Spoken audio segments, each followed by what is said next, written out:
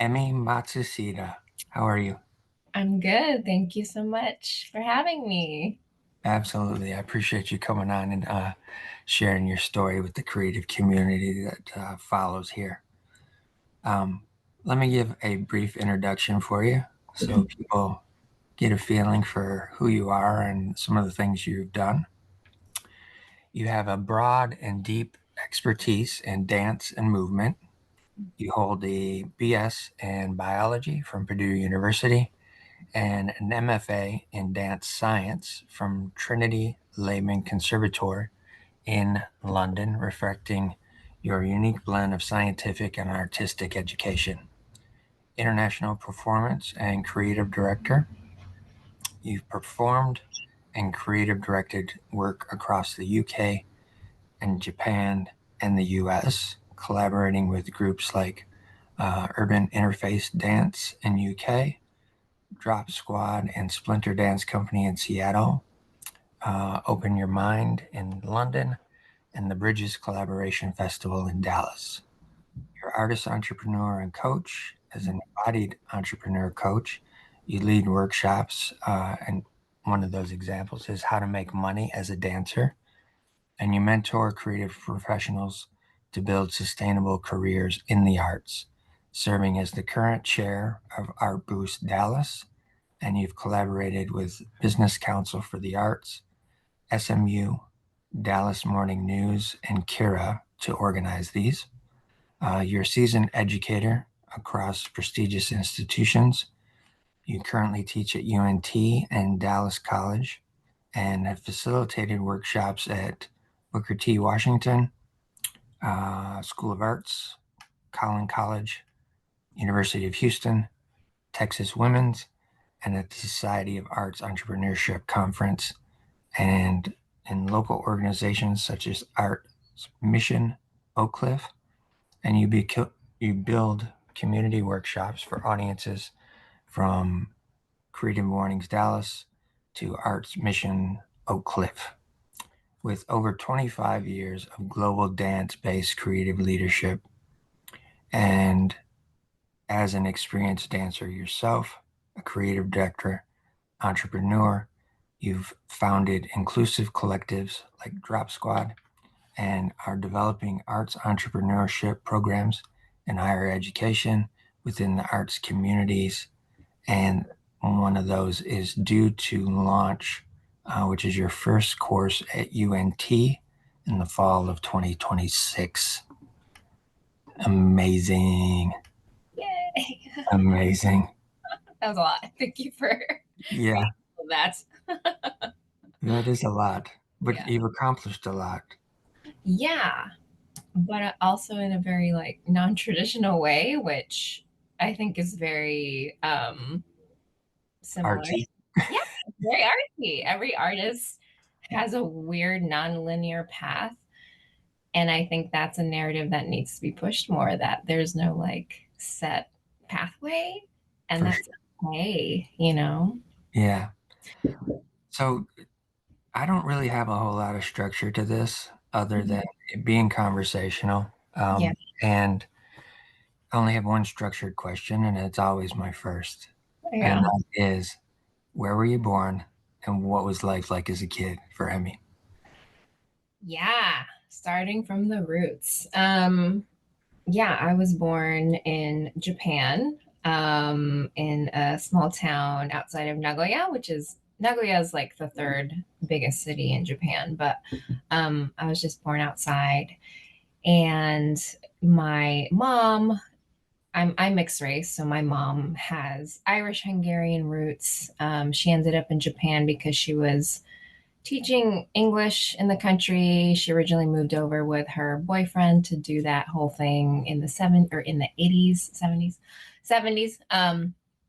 And she ended up meeting my dad. It was one of her students, or he was one of her students. They ended up getting married. But yeah, I was born to my Japanese father and my white mom, as a mixed race in Japan. And at the time, it was very much a very, what is it, mono, mono. homogenous culture, like ethnocentric Okay. vibes. Not the Japan that we know today, which is very open because of economic reasons, really. But Yeah. yeah, it's just a totally different climate back then. So I was, made to feel different immediately, um, for better for worse. And so once the kids that I went to school with knew that I had a white mom, they were like, "Oh, gaijin, gaijin," which is like a word that's not not super mean, but not nice. Yeah. So I had that early days of trying to figure out like how I fit in, you know, um, socially, like in the greater community. And then at home, my life was a little chaotic. Yeah, my parents had a really tumultuous relationship.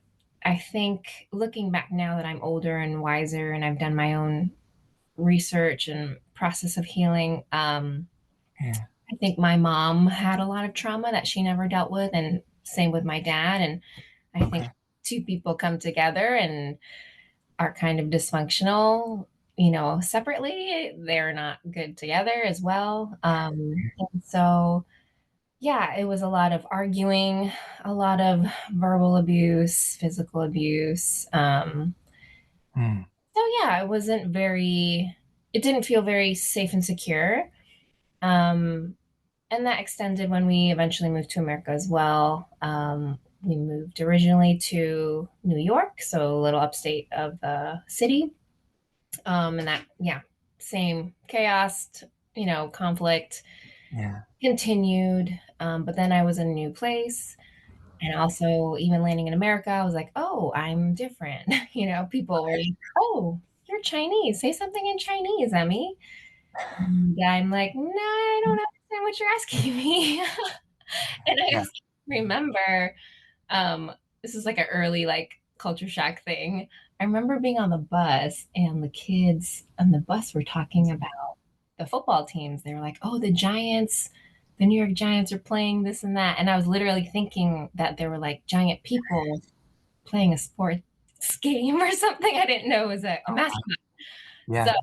yeah, and then I also remember pledging allegiance to the flag. And I thought that was so odd, that we had that ritual every morning. And I didn't know half the words I was saying as Right. well.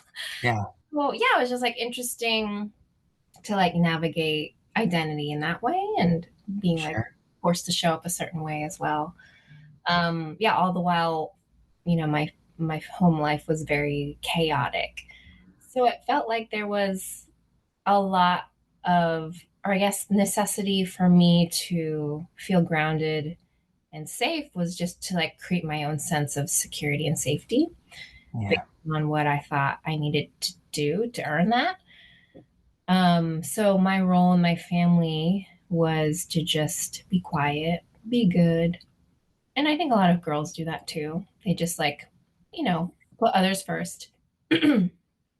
um, yeah, so I was quiet. I minimized myself as much as possible, thinking also that if I, added to the chaos, it'd be worse, right? And Right. obviously, as a little kid, you don't want chaos. Yeah. And my brother was the one who was the antagonizer. It was kind of like the one who always got in trouble and all that stuff. So he took that role, and I took the other role. So I I think that people pleaser, whatever label you want to put it, people pleaser, kind of like mediator, kind of just like supporter role and identity. I just continued on throughout most of my life, honestly. And I think I made a lot of decisions when it came to it, a lot of important decisions based on what was better for other people or what I was supposed to do. Right. And that was very hard to unpack. I mean, it's still kind of in my programming to do that, but Sure. Was your brother older or younger? he was an older brother. He's, what is he, like, basically 2 years older than me. Okay. Or is it just the two of you? It's just the two of us. All Hmm. right. Yeah. Got you. How about your parents' work? What did they do when they came to America? for work? So my dad was an engineer. He never went to college, and so he just I don't know how that happened, but ended up working for IBM, and then so that was the job that transferred him to the US, or he was Okay. able to transfer Yeah. smoothly. And my mom went to college for education, but she never fully became a teacher. Not entirely sure why, but she, had that educator kind of nurture, those characteristics. Yeah. So she worked in like preschools. I think she did odd jobs when we were younger, my brother and I, as more as a stay-at-home mom. But once we got older, she like started doing full-time work, which usually was around like daycare, childcare, and preschool centers and stuff like that. So yeah. Got you. Did you get to experience your grandparents very much as a child? Oh, that's a good question. Yeah, I the short answer is not really. Okay. So because we moved to the US when I was pretty young, I only had limited exposure to my dad's father. Yeah. And my dad's mother, she was an orphan, but she passed in a car accident when my father was 14. Oh man. It was a very traumatic moment for my father, and so I Sure. never knew her. Yeah. And then my grandfather remarried, and so I had a little bit of a relationship with my step grandmother, but again, it was limited because we moved. Yeah. And then for my mom's family, my mom's father, um, so my mom's mom passed when I was 2, I believe. Okay. So I didn't really know her. And then my mom's father, he stuck around for a while, but it was kind of like one of those like, oh, we'll see them at Christmas every once in a while, Thanksgiving. So it wasn't like a very deeply connected relationship that I had with him. Um, Hmm. yeah, and that kind of goes for all of my extended family, all of Okay. my aunts and uncles and stuff. So it never like my idea of family was not like a big, happy, robust family, which I guess Right. Sure. many people have. Yeah. It was a bit skewed for you from the beginning. Yeah. Yeah. When you came to America and started off in elementary school, Hmm. were you kind of in that similar mindset as you were at home in terms of you wanted to just stay off to the side, not really be noticed a whole lot, kept quiet? Yeah. Okay. 100%. And I think it was always like offensive is the wrong word, but I was always like, don't draw attention to me. Like when people were like, hey, Emmy, you're Chinese, like, you're different. I was like, oh, don't, don't, you know, point me out as different. And so, yeah, it was very much I was determined to just be not invisible, but close to it, honestly. Sure. I Yeah. think that was the best case scenario for me. Did you feel at that Mhm. point in time, even with all of the um, kind of chaos that you were experiencing, did you have a sense of uh, sensitivity and knowing to things outside of the environment? Maybe feeling a little bit more than what your brother probably did. What do you mean in the sense of like knowing that other realities existed or like Yeah, a little bit. A sense of being able to feel the energy before it happened. oh, that's an interesting question. I think because of my selected posturing and position in my family that I was committed to, um, again, this is like a, I don't, where one begins, where does one end? Like, I don't know if it's like a genetic makeup thing or if it was like social conditioning, but I do feel like I have a very intuitive, or I've had a very intuitive like sense of how people are. Like, Yeah. and I feel like now that I'm older, I feel like I can claim that as a skill of mine. But I don't know if that was like ingrained in me or if it was like social conditioning that like I had to anticipate what my parents' moods were so then I could act in accordingly to like Right. offset energy, right? Yeah. But I don't think at the time that I would have, or even looking back, I don't think it was like necessarily like a fine-tuned. Yeah, I don't know if I would label it as like an energy thing or something, but I just like got really good at reading people to Sure.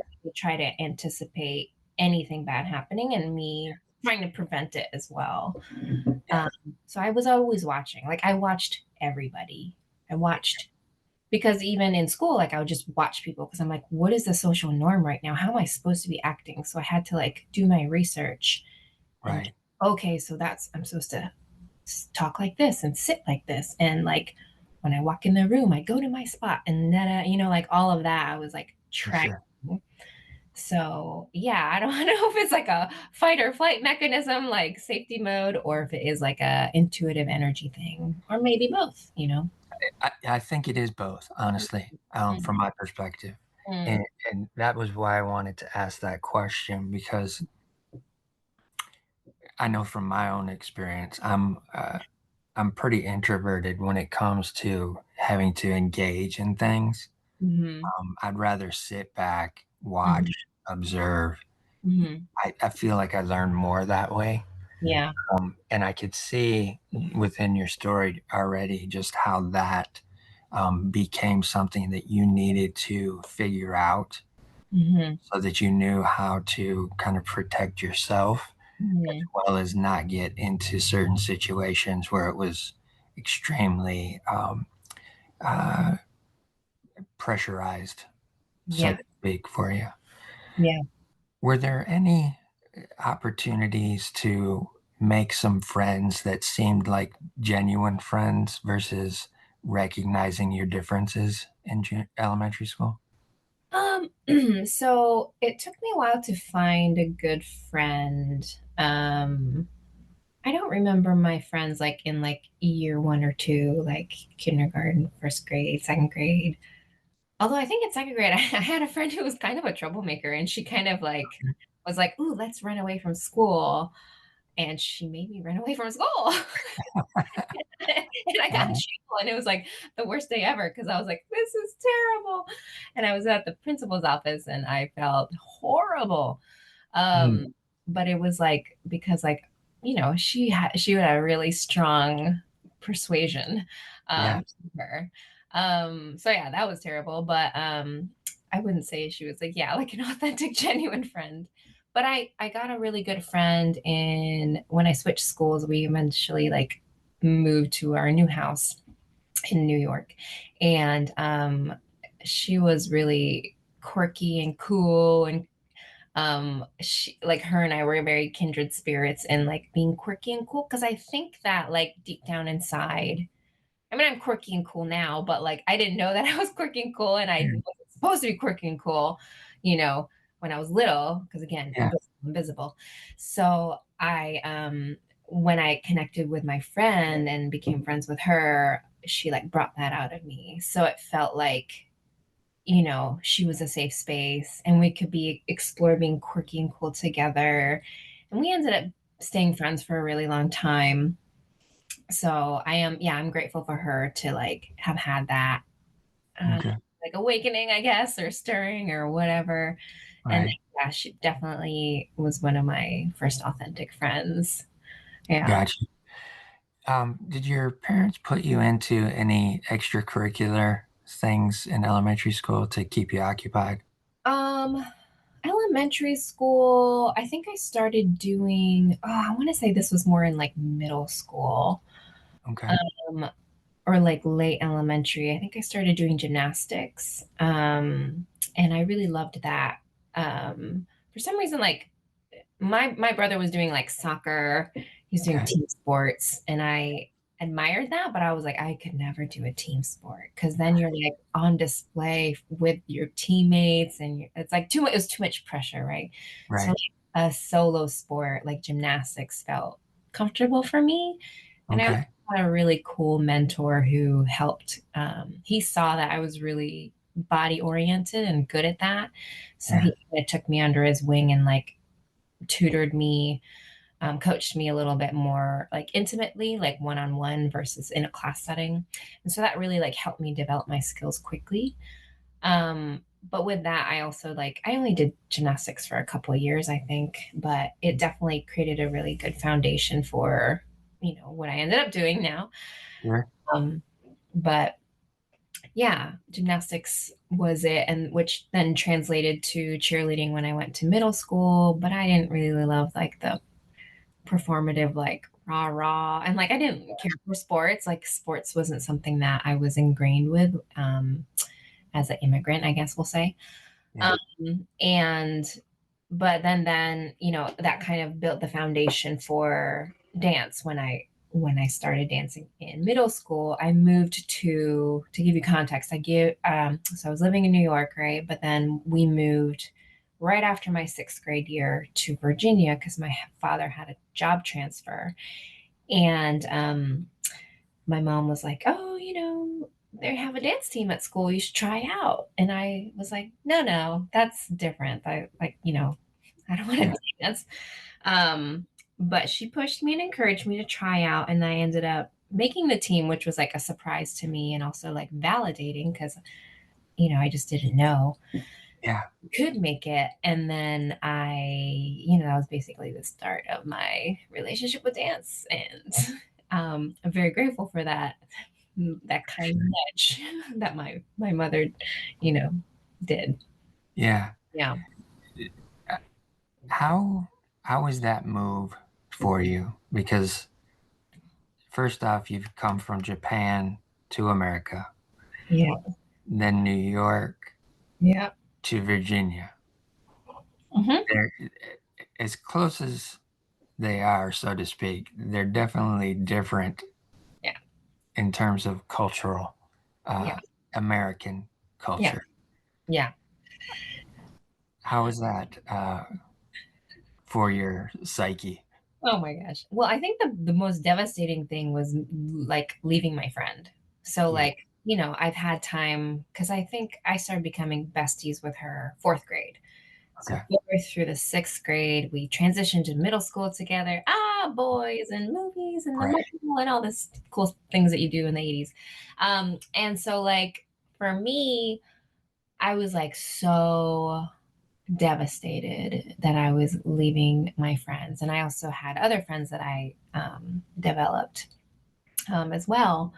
And so, yeah, that was the roughest thing. And then, yeah, actually moving to Virginia, yeah, it was. I think there was like little moments where I was like, "Oh, that's different than New York." I think there was like people were saying y'all, which was interesting. Like that doesn't happen Yeah. in these. Not that we were in like the sticks or anything. We were just outside of DC, so we're still in like kind of a metro area. Yeah. But it was different, and then again, like it was still like identity, came up into play, and me kind of trying to figure out where I fit in. But I really appreciated the dance team that I joined because all of a sudden I had like a place, boom, immediately, having going to a new school. Like if you don't have any anchor, you're just kind of floating and trying to figure it out. But at least I felt like I was a part of something immediately. Yeah. That really helped me. Um, but yeah, yeah. Sure. For sure. Yeah. For sure. I get it. I get it. How about your brother? Did Mm. he, with him being a little bit of the rebel, as you explained earlier, did he ever look out for you with these moves as well? Kind of maybe knowing as the older one that this may be a little bit more difficult for my sister. No. Short answer is no. I Well, it's short and quick. Yeah, I wish. I think I obviously, really looked up to my brother. I loved him so much. And I don't think I was like the annoying sister that was like inserting myself to Right, when he's right. out with his friends. Because for the most part, like when we were growing up, I didn't say this earlier, but like in Japan and early days in New York, like we were really close. Okay, Because when my parents were arguing, it was like we retreated and we retreated together in our little fantastical world of Barbies. Like we used to play Barbies together and we would create like this whole like world of like that the Barbies existed in. And that was yeah, kind of our escape together. So yeah, we bonded with that. Or even like playing outside. We had a beautiful yard and a creek in the back and all this nature to play around in. So we bonded, because of that. I was trauma bonded. Um, but yeah, as we got older, like I started having my own life, like with dance team and stuff. And then he was starting to like transition to high school. And so I think like socially, he was like, looking to spend time with people his age right. and yeah, I think like also maybe this is just like pure conjecture, but like maybe he was just too overwhelmed with his own, responses and reactions to like my parents constantly fighting, Sure. that he didn't have the capacity to like kind of care for me, or even like the foresight to be like, oh, my younger sister might need some help, Right, because again, like my role was like the mediator, like um I was always trying to fix the situation. right. So if it was an argument between my parents and my brother, I was trying to like make sure everybody's okay. And so maybe he thought that I was okay because I was taking that role too. Um, Gotcha. All right, that makes sense. yeah, but I don't know. And I will say also, like during our time in Virginia, because I think everybody was just getting older and more vocal. Um, like there was definitely a lot of fights that broke out between my brother and my parents, and my parents obviously between them two. And yeah, we had a couple of instances. Actually, this was also in New York. Okay, I missed a whole bunch of stuff, but in amongst the chaos and conflict, there was multiple occasions where we moved out from our house, like my brother, my mom, and I, and we Okay, lived with my aunt for a bit because of the abuse. We've had restraining gotcha. orders on my father. And then we lived in battered women's shelters for a bit too. So there was memories of, Okay, living in those places and also being confused. Like, so yeah, for example, when I lived with my aunt um, for a year, I went to a new school for that whole entire year of second grade. And again, identity. Like I'm just trying to like fit in, but I'm the new kid. And right. then every single like week, we had this counselor come in and talk, like pull my brother and I out of our classrooms to talk to us about our home life. And I was like, why am I being chosen to like Right. be talked to and being pulled out of class? Like I just wanted to fit in and not be different. So Yeah. it was like, made me think like, oh, I'm different, or like, oh, my family's different, or oh, there's something different, about my life. Right. So yeah, it's just always like this conflict, I guess, of like trying to fit in, trying to be just smooth everything over, everything's fine, and I just want to be invisible and not seen. But this other pull of like, no, this is you're different, and that's okay. Right. Right. Yeah. The playing with the Barbies, did you have Ken dolls at all too? Or just all Barbies? So they were actually Japanese Barbies that we Oh, purchased. really? And so they weren't like the traditional blonde hair, blue eyed, big boobies, you know, right? They were like actually very tiny, like, well, because in Japan everything's cute. So like they had like giant eyes, um, Okay. and like they were very petite. Both the boy and the girl had like giant big eyes, and they were called Jenny and Jeff dolls. So I Okay. Jenny and my brother had Jeff, and then like yeah, once we moved to America, we got like a couple of the other Barbies, but like Jenny and Jeff were our jam. We stuck Right. to Right. yeah. Okay. Well, the reason I asked that was because I found it fascinating that your brother was even willing to engage Yeah. in playing with the dolls. To Yeah. For you guys to have that kind of bonding at Yeah. that point in time, Yeah. where he was willing to play with these dolls that most of the times boys aren't playing with dolls; they're playing with trucks or Yeah. digging in the dirt or all that kind of thing. Um, Yeah. but I think this is a key point to um, the first visuals of storytelling Mm-hmm. within your unique bond there Mm. of creating this whole different world with these little characters, and you guys are engaging in it as well to move yourself out of this other world. Mm-hmm. Seems to be spinning and doing these things are really foreign and discomforting for me. Yeah. Also, you mentioned being able to go outside Mm-hmm. and play in nature. Mm-hmm. Did you guys find that very soothing and enchanting, so to speak? Yeah, I would definitely say that nature was an early part of my life. I mean, like, just culturally, like in Japan, like they're Yeah, always trying to be one with nature and like right. sustainability and like, even like the religious kind of connotations with Shintoism and Buddhism, like all of that's very grounded in that.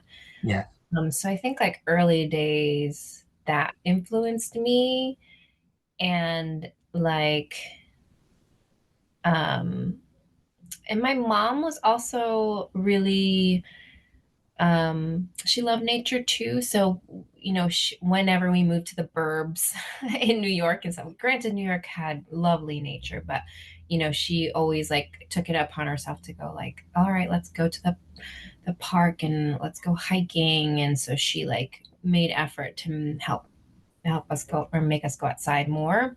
right. Well, so I think all of that like showed me that it was normal and it was good. And I think I remember a distinct memory because I had my own, connection points with nature too. So like when in New York, when we were living in New York, there was a lot of trees, the creek, there's like a pond, like all this was like at our disposal as young kids. And I remember climbing up a tree all the way, like as top as I could, like to the not to the tippy top, but as like as far as I could go. And I Yeah. remember feeling so like protected and serene, like Mm, in the tree. I'm in the tree, sitting in the tree, yeah. and that was like a beautiful memory and a moment for me to be like, okay, like I'm okay. Like chaos is there in that house that I see, from here. Yeah. I felt very, connected and safe. So that I think that was a really powerful memory. Yeah. Yeah. That's cool. That's very cool. I think that a lot of times too, as kids, we have uh, we have this sense of connection that Mm-hmm. we don't quite understand at that point in time, Mm-hmm. but we understand the feeling of Mm-hmm. the safety of it, the feeling of okay, this is comfortable. That Mm-hmm. thing.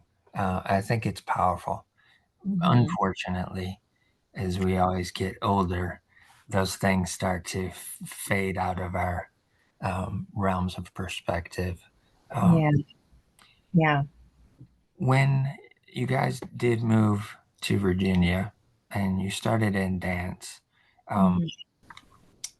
with some of the issues that you had in New York with your dad having to have a restraining order, that kind of stuff, did did he come to a place where he was less volatile when you guys got to Virginia? So Virginia was when like the restraining orders that I do remember were in Virginia. So Okay. it really like I want to say it just kept the same, or maybe I would maybe increase slightly the volatility, but that's also because, my brother was now another agent in this whole equation. And Mm, beginning, hormones and high right. schooler, boy, aggression. So I think that conflict that was between my parents just was exacerbated because now there's this teenager, who's already reactive and like then it's causing more tension on my parents and yada yada yada. So there's just like a lot going on. Like high school was rough for the family dynamic in a different way, Sure. but also this is also a huge element of my upbringing that I haven't talked about yet. But Okay. as I was, experiencing a chaotic home life and moving from here to there, one of the things that really grounded me also was religion. So Okay. when we all lived with my aunt, so it was my brother, me, and my mom all lived with my aunt for that year that I went to a new school in Connecticut. My aunt like basically told us about God and Jesus and becoming born again and all that stuff. And Okay. so my mom was like bought in, gave her heart to Jesus and all that stuff. So we started going to church. So that was a whole nother experience too, where I was like, oh, this is interesting. Like I don't really understand it, but then eventually, like, you become inundated and exposed to Right. it. Yeah. And like being little, again, maybe it was me just trying to people please or whatever. Or maybe it was a combination of me being intrigued by this, like, Jesus who is supposed to save me from everything icky and, Yeah. unsafe, right? So I Mhm. was like, okay, I will ask Jesus into my heart and I will become a Christian. And so I decided, I don't know when I decided, but it was in elementary school. I want to say it was probably like, yeah, second or third grade, right? Kind of Okay. after we started going to church regularly. And then so that became also a huge point of contention when we did move back in with my father, because my father's like, what is this? Right. Christianity. I don't understand it. And I just remember, religion was kind of being weaponized between my parents as another tool Ah, to like right. each other. So yeah, my father was like, yeah, really just yeah. My mom would weaponize her beliefs on my father, and then my father had no other like thing to do except like retaliate. And so that was icky. But regardless, like I still found something in religion. Maybe it was like the community aspect. Maybe it was the sensationalism of it that really captivated me. Because I started going to like we went to many different churches, so we were kind of the what is it, Non-denominational. Pentecostal, yeah, Okay. Pentecostal. yeah, kind of non-denominational, but Pentecostal, Baptist, Yeah. um, a whole mix of things. Sure. I went to a black church for a while too, so it's just like a lot of things. Okay. And we always went to a church that had like a good worship session. And you know, when I was old enough, I started going to youth group, and so that community really anchored me when I was in high school because that was something that I really um, like. Those were my friends. No, I didn't really have high school friends. I had youth group friends, Got you. Okay. and I don't know if you know anything about Teen Mania Ministries. There's been some documentaries on those. Slightly. I was raised I was raised in a Baptist family. Okay. Yeah. kind of. So, and I was pulled out of public school Oh, wow. uh, in my last of my third grade year, going into fourth grade, put into private Christian school. Wow. Okay. Yeah. Mhm.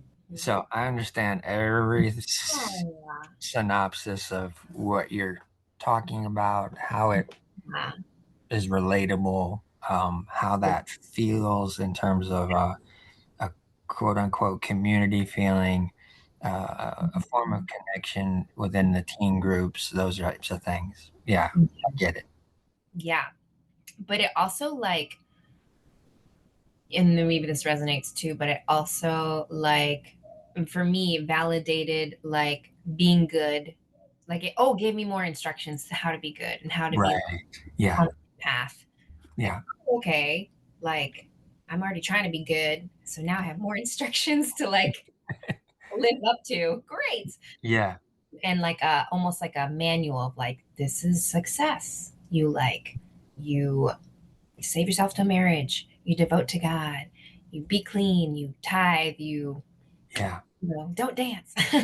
um Right. Right. you do all these godly things and live for Jesus, and then you marry a godly man and you do it all over again with your godly children, and it was just like, oh Mhm. cool, that's what success means, so I will stick to it. So yeah, that was another big layer, but another big influence of my early upbringing that, I will say that like, yeah, the religious trauma I'm still processing, like how kind of messed up it was. Yeah. um, so like, long story short, I don't go to church. I'm not a Christian. I don't claim to be Christian. I'm very spiritual. But that does not look like a religion of any sort. So I don't, yeah, go to any like formalized convenings or anything like that. Okay. Okay. Yeah, but I learned a lot from Christianity, and I'm, grateful for that experience. Right. And was those friends that you made in that youth group, were they uh were they from your perspective Mm. kinder and comforting versus what you're experiencing at school? Or was it still a little bit of the same, just a different mindset in terms of what we're supposed to do versus what everybody else is doing? That's interesting. Okay, so this is a layered. This is really going in 20 different directions. So let me try to see if I can consolidate. So how I want to respond to this question is um, I think it's a combination of things in my brain where once I became a Christian, you're told to like be godly. So like, and also in the evangelical world, like your mission is to convert other people, right? At the end of the day. Sure. So it's like us and them mentality, right? So you're like, you are godly and you need to hang out with godly people so you stay godly, but everybody else who isn't a Christian is not godly and you're going to be tainted by them, basically. Yeah. So like, I was like, oh, I have to also like just the people that I hang out with the most have to be Christians, basically. Right. Right. So I think like when I don't remember any outright mean kids in high school. I will say Okay. kind of bullied in elementary school for being Asian. Yeah. But that was like before I became a Christian. So yeah, in high school though, I think I just like clung to my youth group because I was like, I want to be godly and I want that. But I don't remember anybody mean to me in particular. But I also was like conditioned to be like, oh, anything that the kids are doing these days is evil, Right. them Right. against their parents and having house parties. Like, I don't do that. So I think it was me kind of ostracizing myself because I thought that I was supposed to, you know. Yeah. But I also feel like there was this narrative still inside of me of like, I'm different and I haven't quite found my people because if all my people are not at my high school, then I'm just like by myself at my high school. And so I think there was this narrative that I'm like, I'm different and like nobody, I can't hang out with anybody. So I Yeah, think nobody likes me, or like, I can't relate to these people because they're not like me. for sure. I think it was something that I made up in my head, maybe about me being so different than other people. I mean, maybe it was true, maybe it wasn't, but I do think that the Christian conditioning really kicked in for high school. Yeah, what I'm seeing you describe is just multiple layers of difference Yeah, getting stacked on top of you. yeah, kind of. Yeah. Um, and that that alone is confusing. I know it was confusing for me as well because I always had this sense that I wasn't getting told the whole truth Mm-hmm. about everything. Mm-hmm. So I always had these question marks in my head. Yeah, we had to do these, follow these rules, do this, do that. Mm-hmm. And there was always questions like that doesn't sound quite right or quite finished as a full thought type thing. Um, so that's the way I experienced a lot of that. Yeah. When you got into that environment of those youth group and was having that again additional layer of difference put on you, were you Mhm. still able to do dance or did you kind of transition out of that for a period? I was still dancing the whole time, which is so weird Okay. because, yeah, so basically I did dance team in middle school when I first moved, and I tried out for the team. I made it, so I kept going with it. And even through high school, I like committed to it. But there was still always this part of me that I was like, I'm different than the other girls on the team because I'm not like it was kind of a gray area. Dance in church is like, Yeah, dance for sure. church. So I was like having this conflict in my head where I'm like, I'm dancing at school in the secular world to secular music, right? And I'm like, but at church, I'm not supposed to do that. It's not really encouraged. So I was like, that, like what you were talking about, like, oh, this doesn't quite make sense. Like those questions definitely came up early where I was like, but I like dancing a lot. It makes me feel good. But like Christianity and religion's telling me that it's bad. I'm supposed to like beat my body and make it my slave, right? Like, that kind of mentality. And that, like, you know, you shouldn't, yeah, your body's like secondary to like your mission. Right. You should ignore your body and like not revel in it and stuff. So I felt very conflicted and confused where I was like, I really like this thing, but I'm like, am I supposed to be doing this? Or like, is this allowed?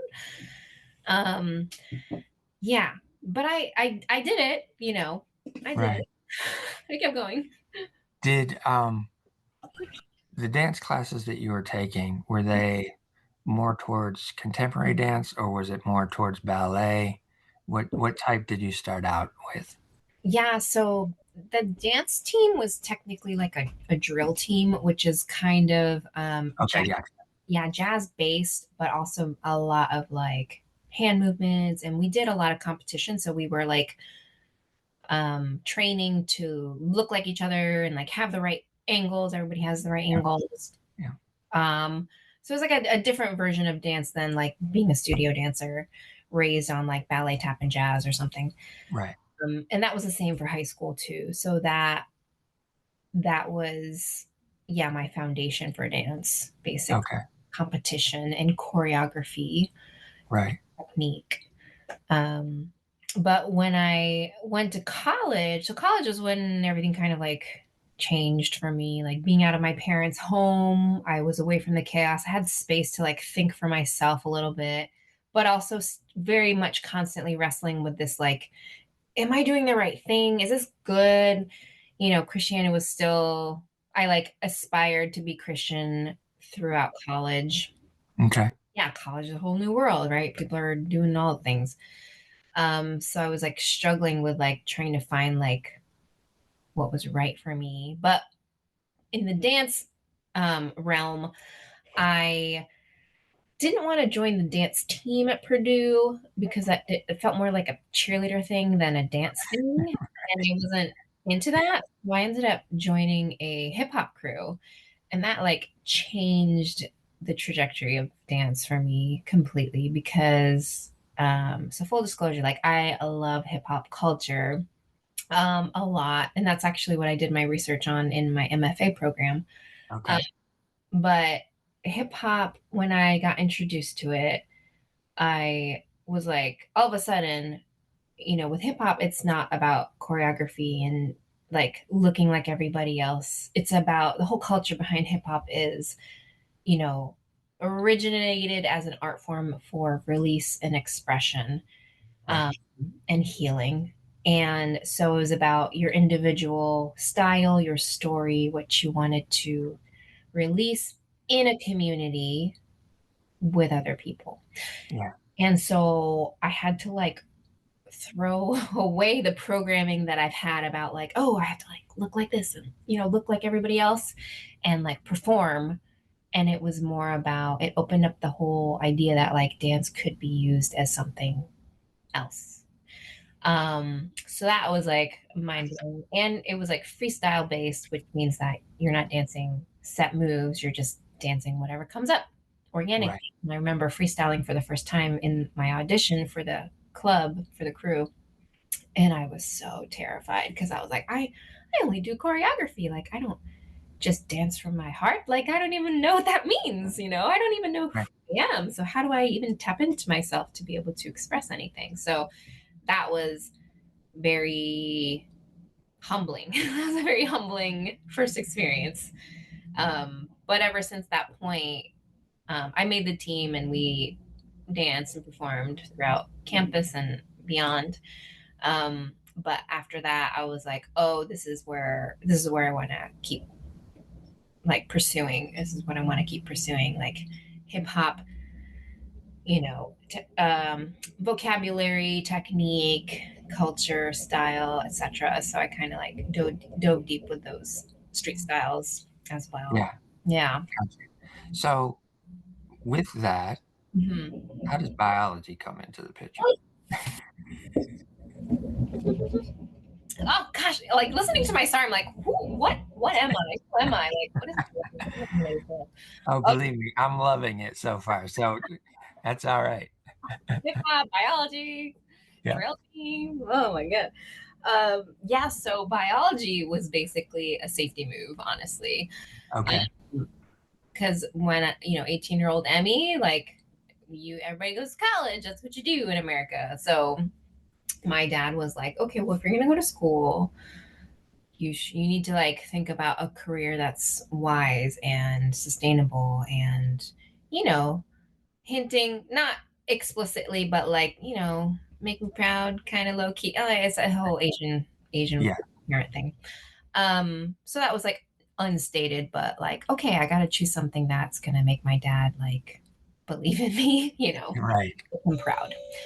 So in my like, you know, I think when you're a junior, senior, they have like career days and stuff like that at school to help kind of show what options there are. And I was like, okay, I think I mean a doctor's extreme, but like I think something that's adjacent to like being a doctor would be cool.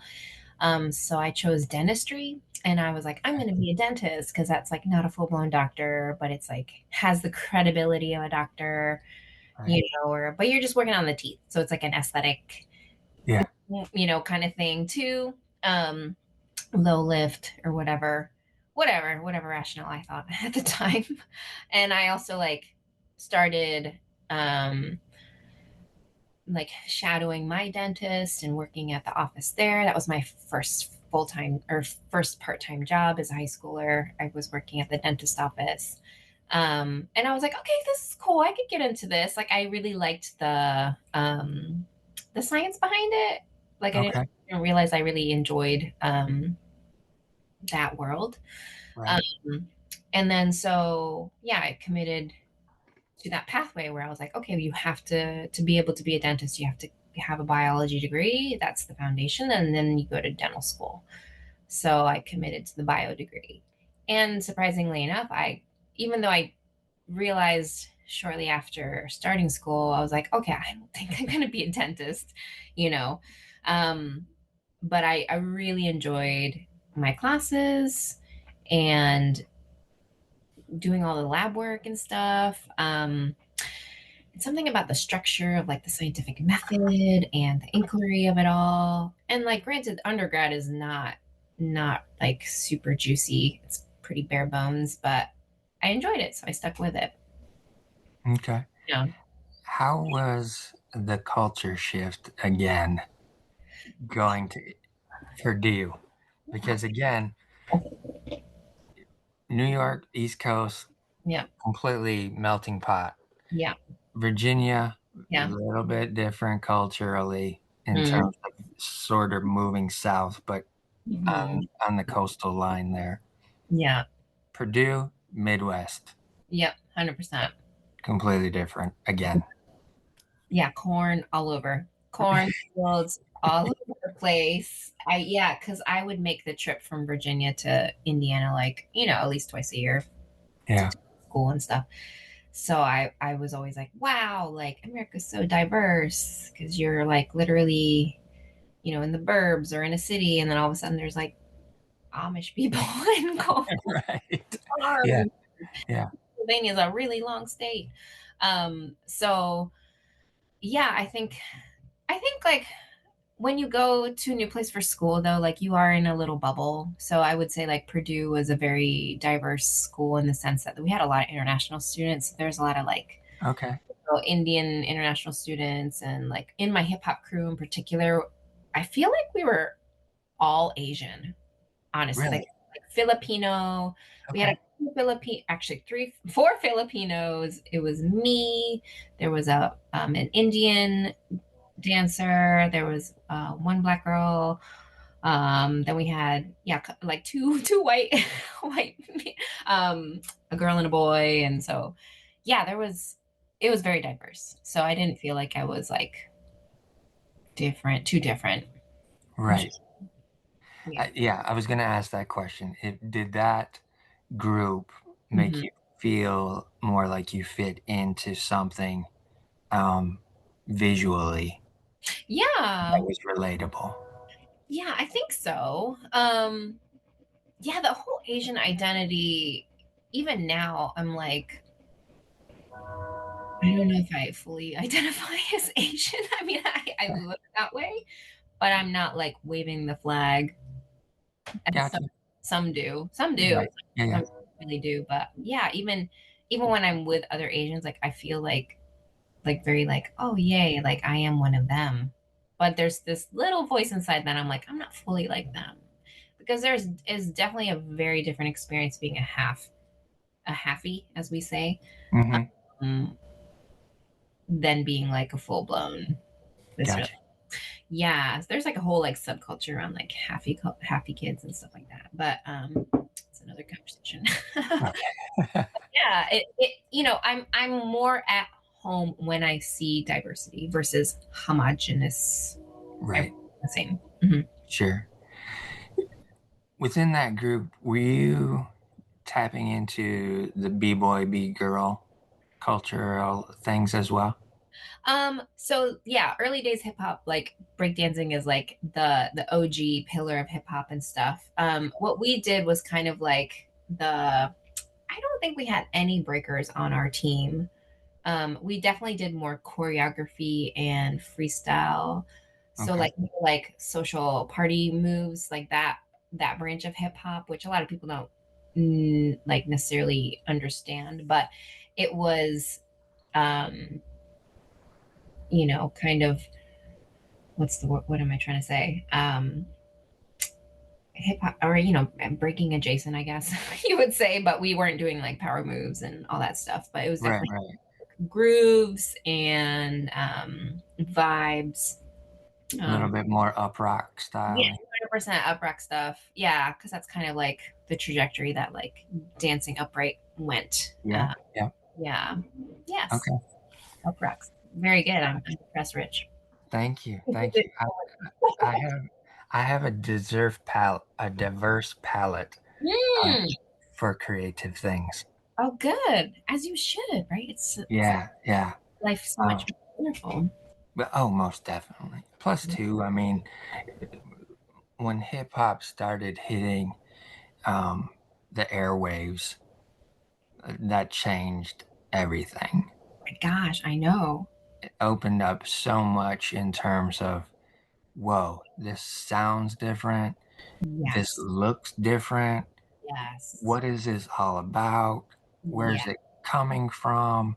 Like, and why is it coming from Yeah. here? All of that.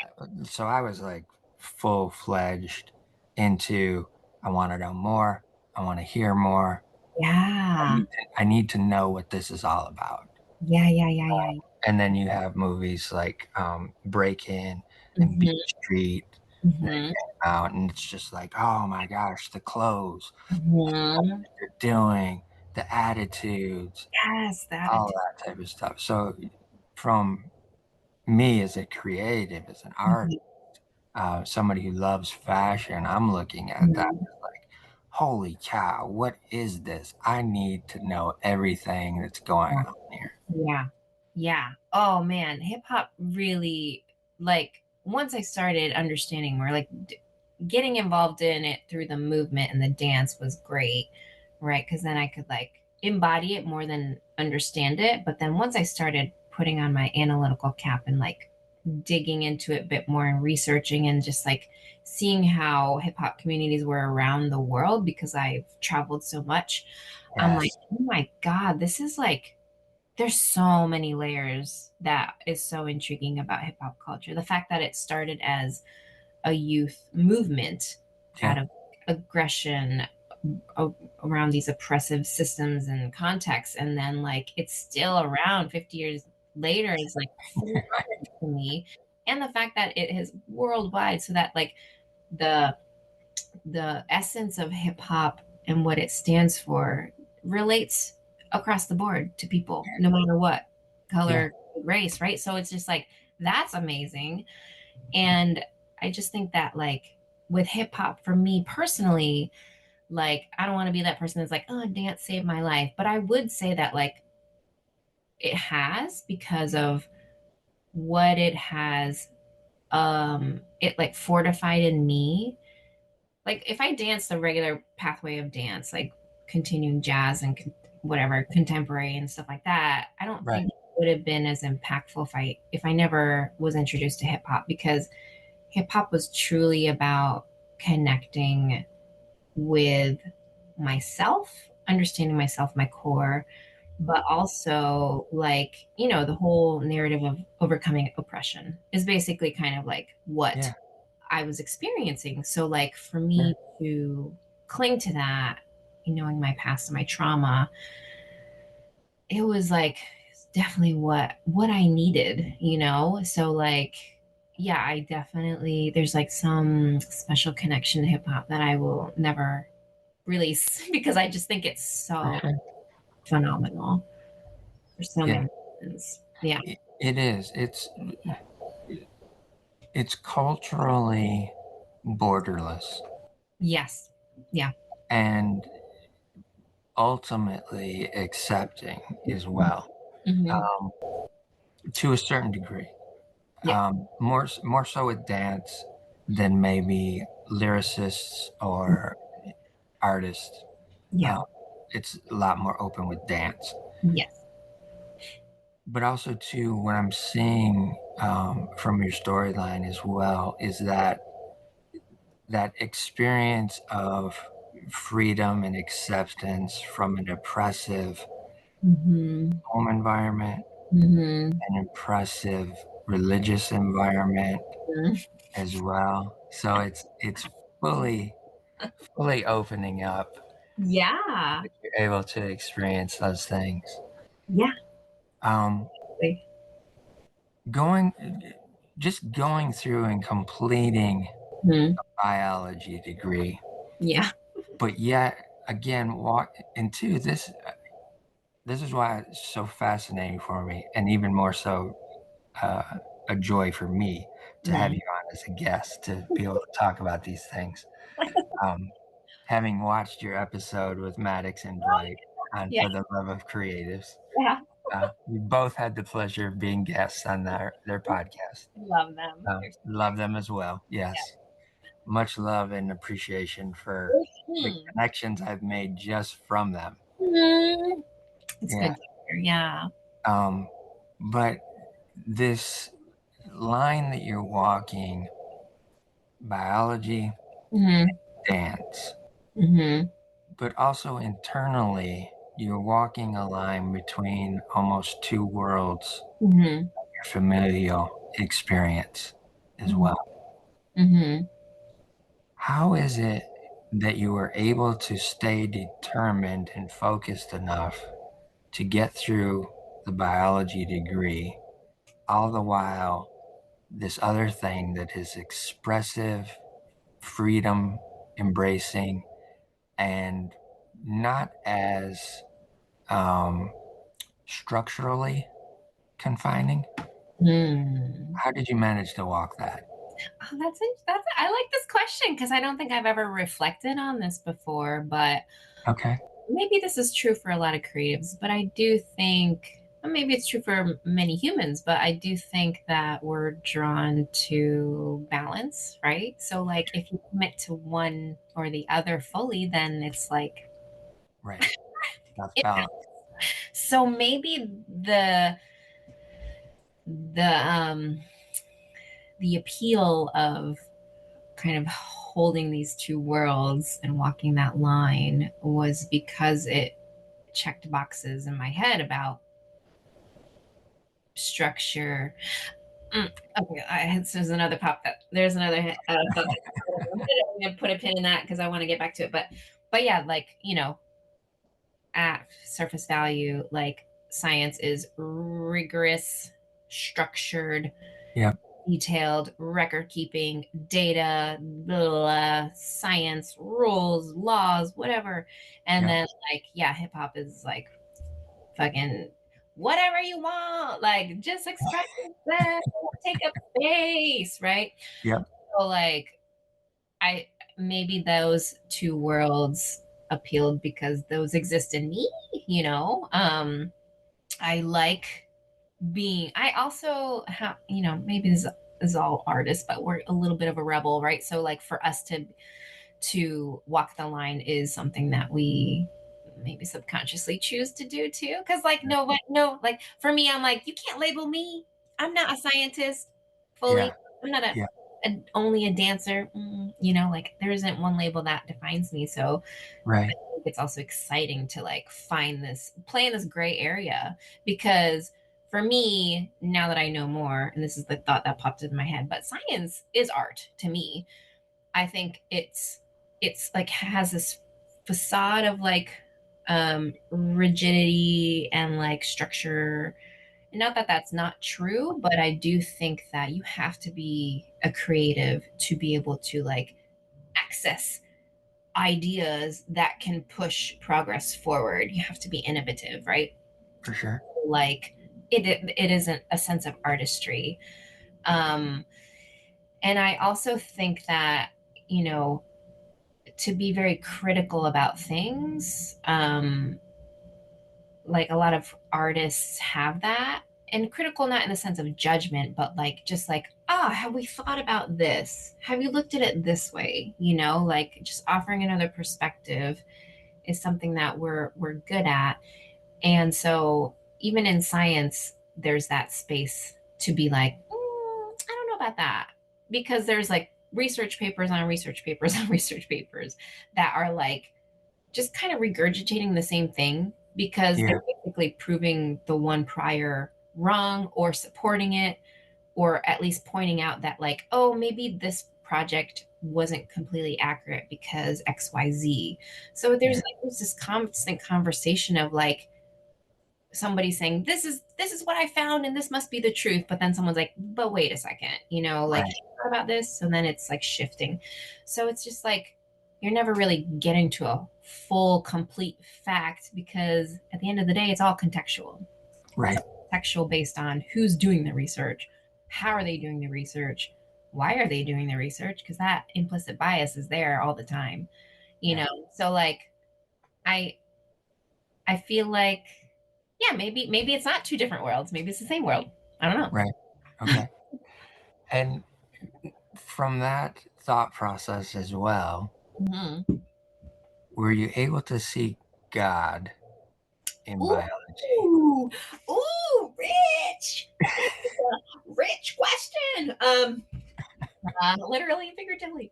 Um, so, oh gosh, I remember sitting in biology class. I don't even know which class it was because I had so many a day, but and like it was like a giant lecture. There's like 300 students in my class, Yeah.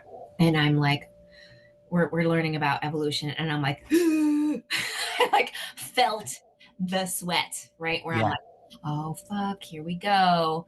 I'm like, and I remember like I think my reaction to it was kind of like, in Jesus' name, or something. I was kind of like rebuking what I was Yeah. learning, Yeah. where I'm Yeah. like, no, no, no, no, this is not in alignment with my Christian beliefs. And so I was like, this is not true, this is not true. But listening, and I'm like, okay, okay, I see how logically that makes sense, and like, so I was like entertaining it in my logic brain, but inside I'm like, this is wrong. I shouldn't be inundated with this knowledge that's demonic or whatever. Yeah. So like those questions definitely came up. And then so I think like over time as I dove deeper into biology throughout my 4 years, what kind of the stance that I took at the end of the day was more of like awe. Okay. Yeah. So it's like I still don't necessarily know if there is.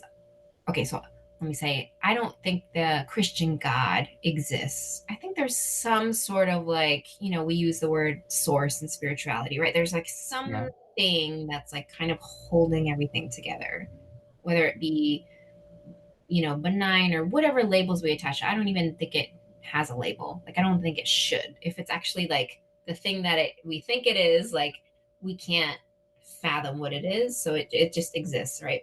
So whatever that Hmm. thing is, and if they had it they whatever had any sort of power in creating anything or designing anything and setting it into motion, like I think the vast array of um life and how it operates and how it's designed, we'll say, like it just like left me like, and like being able to study it, the complications, even within our own body, like, Right. oh, the body is like a universe that is still yet to be explored. Like, we're just Yeah. getting into now research around fascia, right? Which is like mind blowing to me, but it's so new. Like, and so all of this is just like, oh, there's got to be like more to life than just like it just like as you study it more, you're like, holy crap, like there's just so much more to it. So that means in my head, I'm like, there must be more to it than what we do every single day, too. For Right. sure. So it's For kind of, sure. I don't want to say like it points to God, right? But I think it just put me in a position where I'm like, okay, like life is not what I think it is. And like whatever I've been told and programmed to think it is, like that might not be the case.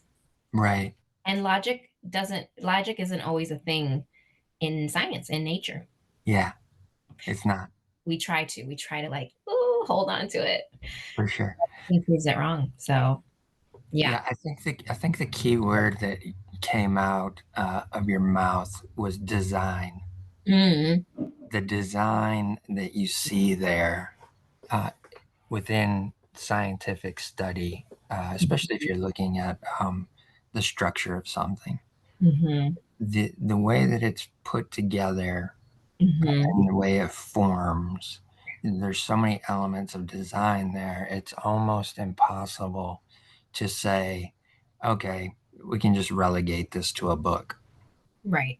right? And talking on the spiritual level. Mm-hmm. If we're saying that it's coming from source or source energy, and Mm-hmm. that's how it's uh, developed and comes about, or Mm-hmm.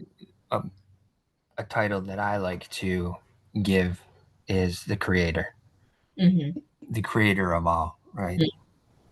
The origin of all, the creator is the one who's painted this illustrious picture Mm-hmm. that is so many depths and layers to it Mm-hmm. that even if I'm in a conversation with somebody at my mom's church, I can use the word God, right? The Mm-hmm. name God Mm-hmm. to talk in that environment. Or Right. if it's just you and I can use source, I can use creator, I can use however many different names that are associated with that entity, right? Mm-hmm. Mm-hmm. All still being that entity. Mm-hmm. And I think those are the things where a lot of times in society we get tripped up by um, needing to put parameters Yeah. around things Yeah. because that allows us to be safe Mm-hmm. to Mm-hmm. an extent. Mm-hmm. Because if we're stuck in those parameters, we're safe. This is the bubble. We can stay in this and we're fine. We Yeah. can stay believing and walking this way and we'll be fine. Yeah. Problem is when people like you and I Mm-hmm. go outside of those Mm-hmm. boundaries and start experiencing Mm-hmm. everything else. Mm-hmm. It changes the whole dynamic of what that boundary was. Yeah. Yeah.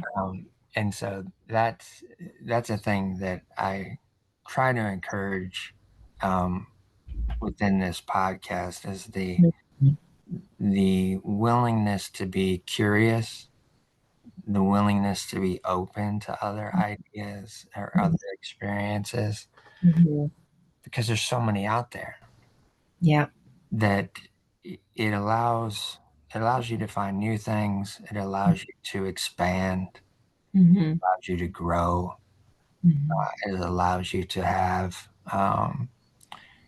more feel, more touch, more taste, more sound. Mm-hmm. All of the senses get activated, right? Yeah. And those are the things that stimulate me. Um, Mm-hmm. and I've wanted this platform to be a space where people could talk like that, right? Mm-hmm. You could talk openly, even though we're sharing similar experiences in different parts of life. Mm-hmm. It all plays together as creatives, Mm-hmm. artists. That these things just kind of just funnel back in different ways, Mm-hmm. different elements of the way that we express. With getting to the end of those 4 years of biology, what are you starting to think about going forward after graduation? Uh, so I was still very much clinging to this idea that like there was a manual to life. Yeah. So like once I checked the box of getting an education, I was like, okay, I'm on my way to finding a godly man and also getting a great job. So I conveniently started dating somebody in the last year of my college who was a Okay. Christian. Check Okay. the box. Right. So I was like, winning. And we graduated at the same time. So we were like, oh, okay, we like each other, we're into this. So, like, what's next for us, And we were trying to like figure out what made sense. So, because we weren't ready to like break up for any reason, really. Um, and so the plan for me after I graduated was I wasn't going to stay in Indiana. So, because I didn't love it. Surprise, surprise. Right. Yeah. Well, so I went back to my parents' house, which was, I think they were living in Connecticut at the time. Um, and then so I went back there and my boyfriend at the time, he had a job in Pennsylvania. So we're like, Okay. oh, we can make this work. Like Connecticut's not too far from Pennsylvania, so we could long distance it for a bit. Yeah. Um, and so quickly though, right? After you're gone to college and you move back in with your parents, you're like, get me out of here. So I was like finding a way to get out of my parents' house immediately. So I was like, okay, I'll move to Pennsylvania then. So to be closer, because we were doing long distance for a bit. And so moved to Pennsylvania in Harrisburg, and I ended up finding a job working in an environmental lab. So I was like, great, I'm using my degree. I have a job. I have a boyfriend. What's next? Let's get Right. married. Let's get married because that's what you do, right? What's Okay. dating unless you're not going to get married? So we got married. And so this is when I was 22, 23. Sorry. No, 20, 23, 23. I was 23. And so, yeah, we got married. It was great. I thought it was great. Everything was great. And then I realized, like, oh, wow, like, marriage is different than like what I expected. But also like, what is marriage? Because my parents didn't really have a healthy marriage. So, I'm just trying to Yeah. Try work. to figure it out. Yeah, I figured it out. And I also quickly realized that I was like, oh, wow, I have a lot, like, there's a lot of feelings coming up that I just don't know what is what. And so we ended up staying married for 4 years, and in that time frame, we also moved to Seattle. So we relocated to Seattle, Okay. and that was because he had a job at a startup out there, and for me, I was like, yeah, let's go. I never been to Seattle, and he was like, do you want to move? And I'm like, yep, let's go, let's do it. Like I just am always on any adventure. I'm like ready for it. So we moved out there and we didn't have any like friends really. We had to like start from scratch. And so the, kind of it, initial conflicts that we had when we first got married were kind of, you know, Amplified. yes, amplified when we moved to Seattle. We're both trying to figure out our lives, figure out our friends, our social network, community, all that stuff. So it was hard. And we ended up, yeah, splitting because I mean, yeah, there's a lot of different reasons, but it wasn't like an ugly split. It was pretty amicable. It basically came down to him being like, I don't know, like, this isn't what I expected. Yeah, his parents were happily married for a long time, Okay. really healthy marriage. And from what I know, and, you know, me, I'm like chaos and conflict. Um, Right. and then my own trauma that I wasn't dealing with. And not that he didn't have any trauma, like everybody has some Yeah. Yeah.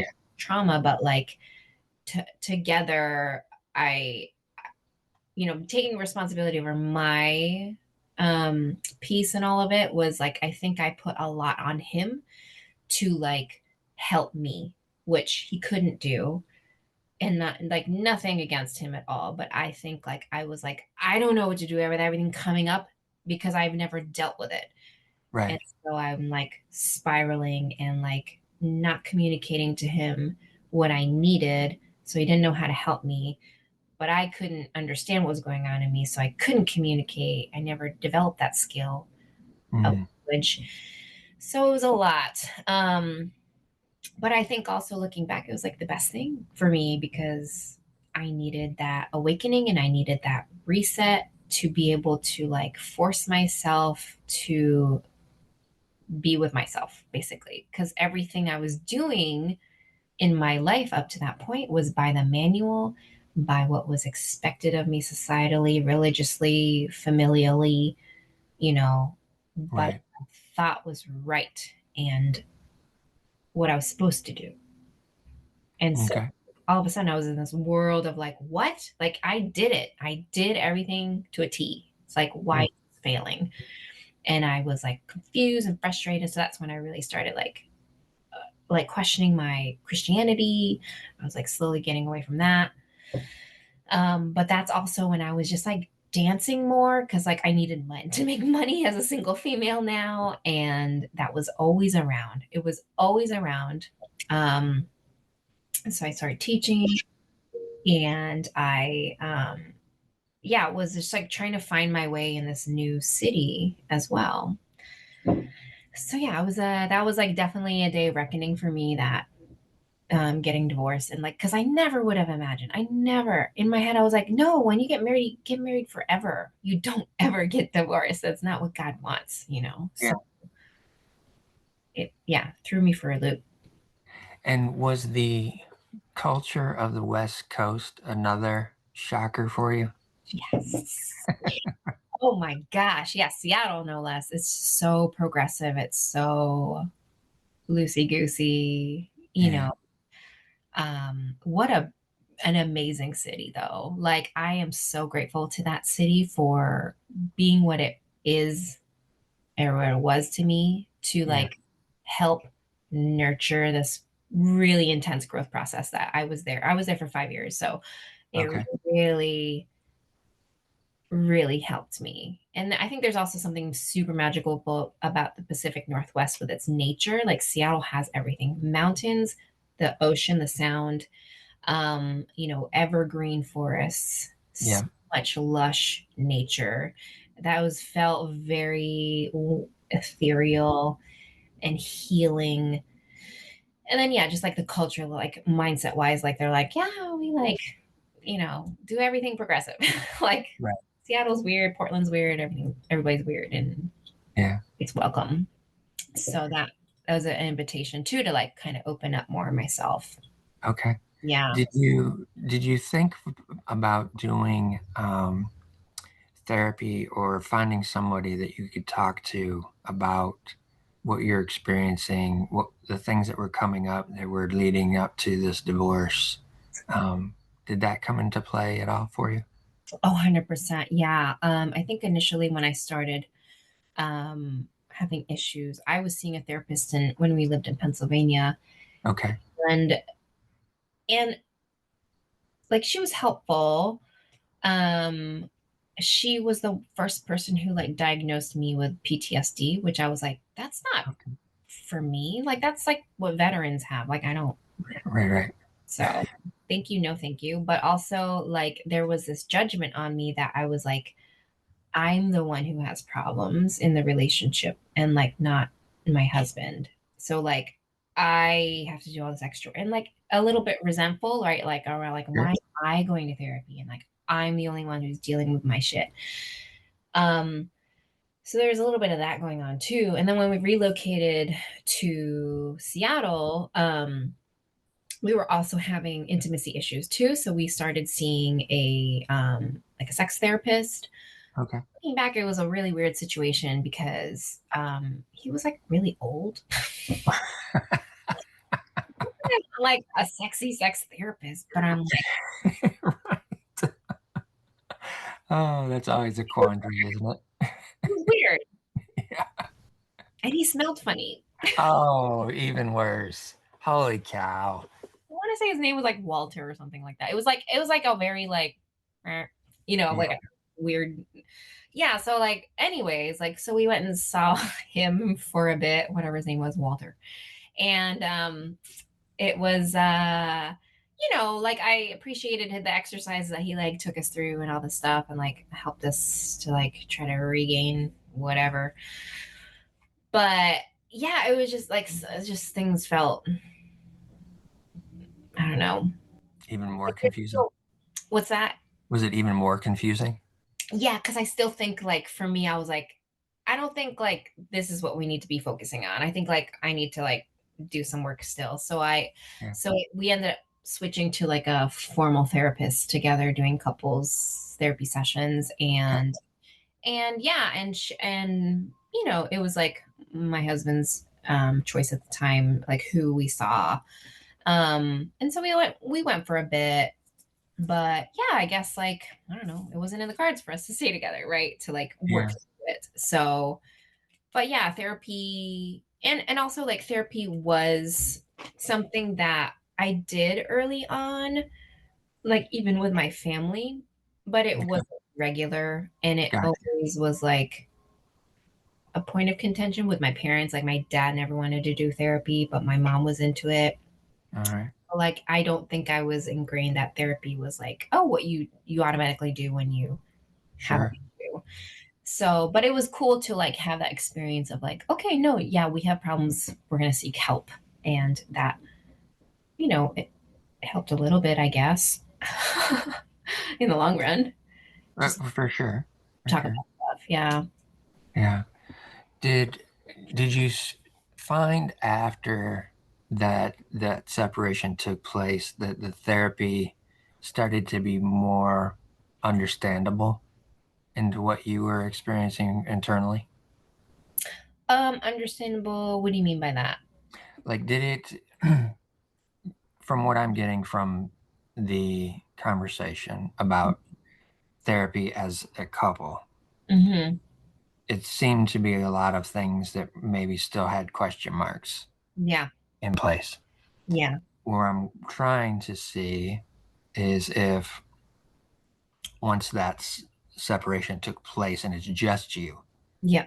only having to deal with you and what you're feeling internally, Yeah. did some of the things start to seem like they made more sense in terms of how you could heal or progress in some of the stuff that you were uh, that was bubbling up for you at this point in time? Um, I think like so basically after I got divorced, I didn't personally continue to have any therapy sessions myself, Okay. Okay. because I was kind of like, ugh, like he chose her, I'm not gonna go see Right. Got her. you. All right. And yeah, it was like me trying to cut ties. And then also like for me, I was like, oh, I gotta like make money now. And like for me, therapy wasn't a non-negotiable. It was, Yeah. luxury, if you will. So I Right. didn't pursue any therapy on my own, but having the experiences of going to therapy really helped create language around what I was feeling and kind of like helped me, normalize like just verbalizing things, Sure. Yeah. right? So it definitely like made an impact for sure. But I think like, oh, I'm trying to think of like when I actually started seeing a therapist again. Um, I don't think it was until maybe like right when my son was born. Okay. A Okay. while. Yeah. No, that's fine. Did dance take place of that for you then? Feel like it did, like Okay. somatically, right? Like that was like my thing. Like Yeah. that was like the thing throughout my whole life. That was purely Emmy. Nobody else had any like Right. input on it. So when I was in the space of dance, like it was a conversation with myself, always figuring out how to move, being my own coach. It's like so much internal dialogue that, yeah, it felt like that was the most purest version of myself, I guess. Mm. So like whenever I, got divorced and I started leaning into it more, I couldn't logically say that like, oh, I'm going to dance because it's my therapy. Like I wouldn't have Right. said that, but now I Sure. could with Yeah, the yeah.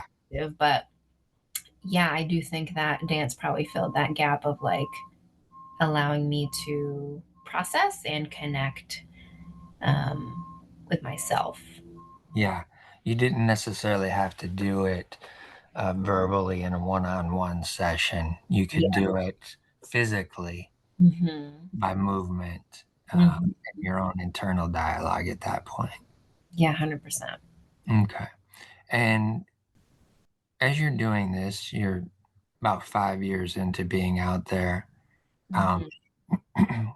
where does the thought come into of I'm going to go back to school or I'm going to leave Seattle? Oh man. Yeah. Okay. So, um, leaving Seattle was a collaborative decision with my new boyfriend that I. Okay. So after we split, it was basically like, let's see here. I want to say like 1 year into Seattle, 1.5 years into Seattle. That was when I got divorced. So I spent the next couple years just like, yeah, leaning into dance more, trying to be my, independent self. Also, like, just, I feel like what I was supposed to experience in my early 20s was what I was trying to do now, because I was like finally releasing the religious like limitations, and I was like, I'm gonna date people because I Yeah. couldn't do it before, so I'm gonna do it now. I'm gonna have fun. I was like kind of like being in my 20s and living that up. Yeah. Um, and so I was like dating a bunch of people, like living the single life and all this stuff. And then so I met, so, and also I was working various jobs because I wanted to do dance, but obviously wasn't going to pay my bills Right. sustainably. So I had to do other things like working in restaurants. I worked in like a couple at a time. I think at one point I had like 4 jobs that I was doing. I was working for a startup. I was working in 2 restaurants, and I was dancing. So it was like Okay. hustle grind mode all the Yeah. time. But then I met who's my husband now. I met him when I was working one of the restaurants. And I really, there's like something really nurturing about him that I noticed, which is like unique in like a restaurant setting, because most restaurants, there's a lot of characters, right? Yeah. Um, but he stuck out, and we started kind of like seeing each other more, but I was adamant on being like, I'm not ready for a relationship. I'm actually going to go to the Peace Corps. So, I'm going to leave Seattle. So how do Okay. you feel with that, And I was like kind of pushing him away. It turns out that I couldn't go to the Peace Corps because of that one therapist who diagnosed me with PTSD early days, and that was like a black scarlet letter for it was like a scarlet letter for me on my psychological evaluation or whatever. So Mm. I'm allowed to go on the Peace Corps. Um, so um, I didn't end up going, but I was still kind of like, look, dude, like I'm my own little free little butterfly, so like don't put me down. Um, Don't try but to put me in a bubble. yes, exactly. Take after me. But I kind of like calmed down a bit, and I just really enjoyed spending time with him, and him with me as well. And we had a lot of like synergy with like life goals, aspirations, desires, dreams, values. Um, and we were both kind of eager to travel. So that's like a big bonding point for us, because obviously I wanted to get out of Seattle, but Yeah. for me, it was like closing that chapter. It was important for me to leave, even though I loved Seattle so much. Yeah. Um, so we ended up working on boats.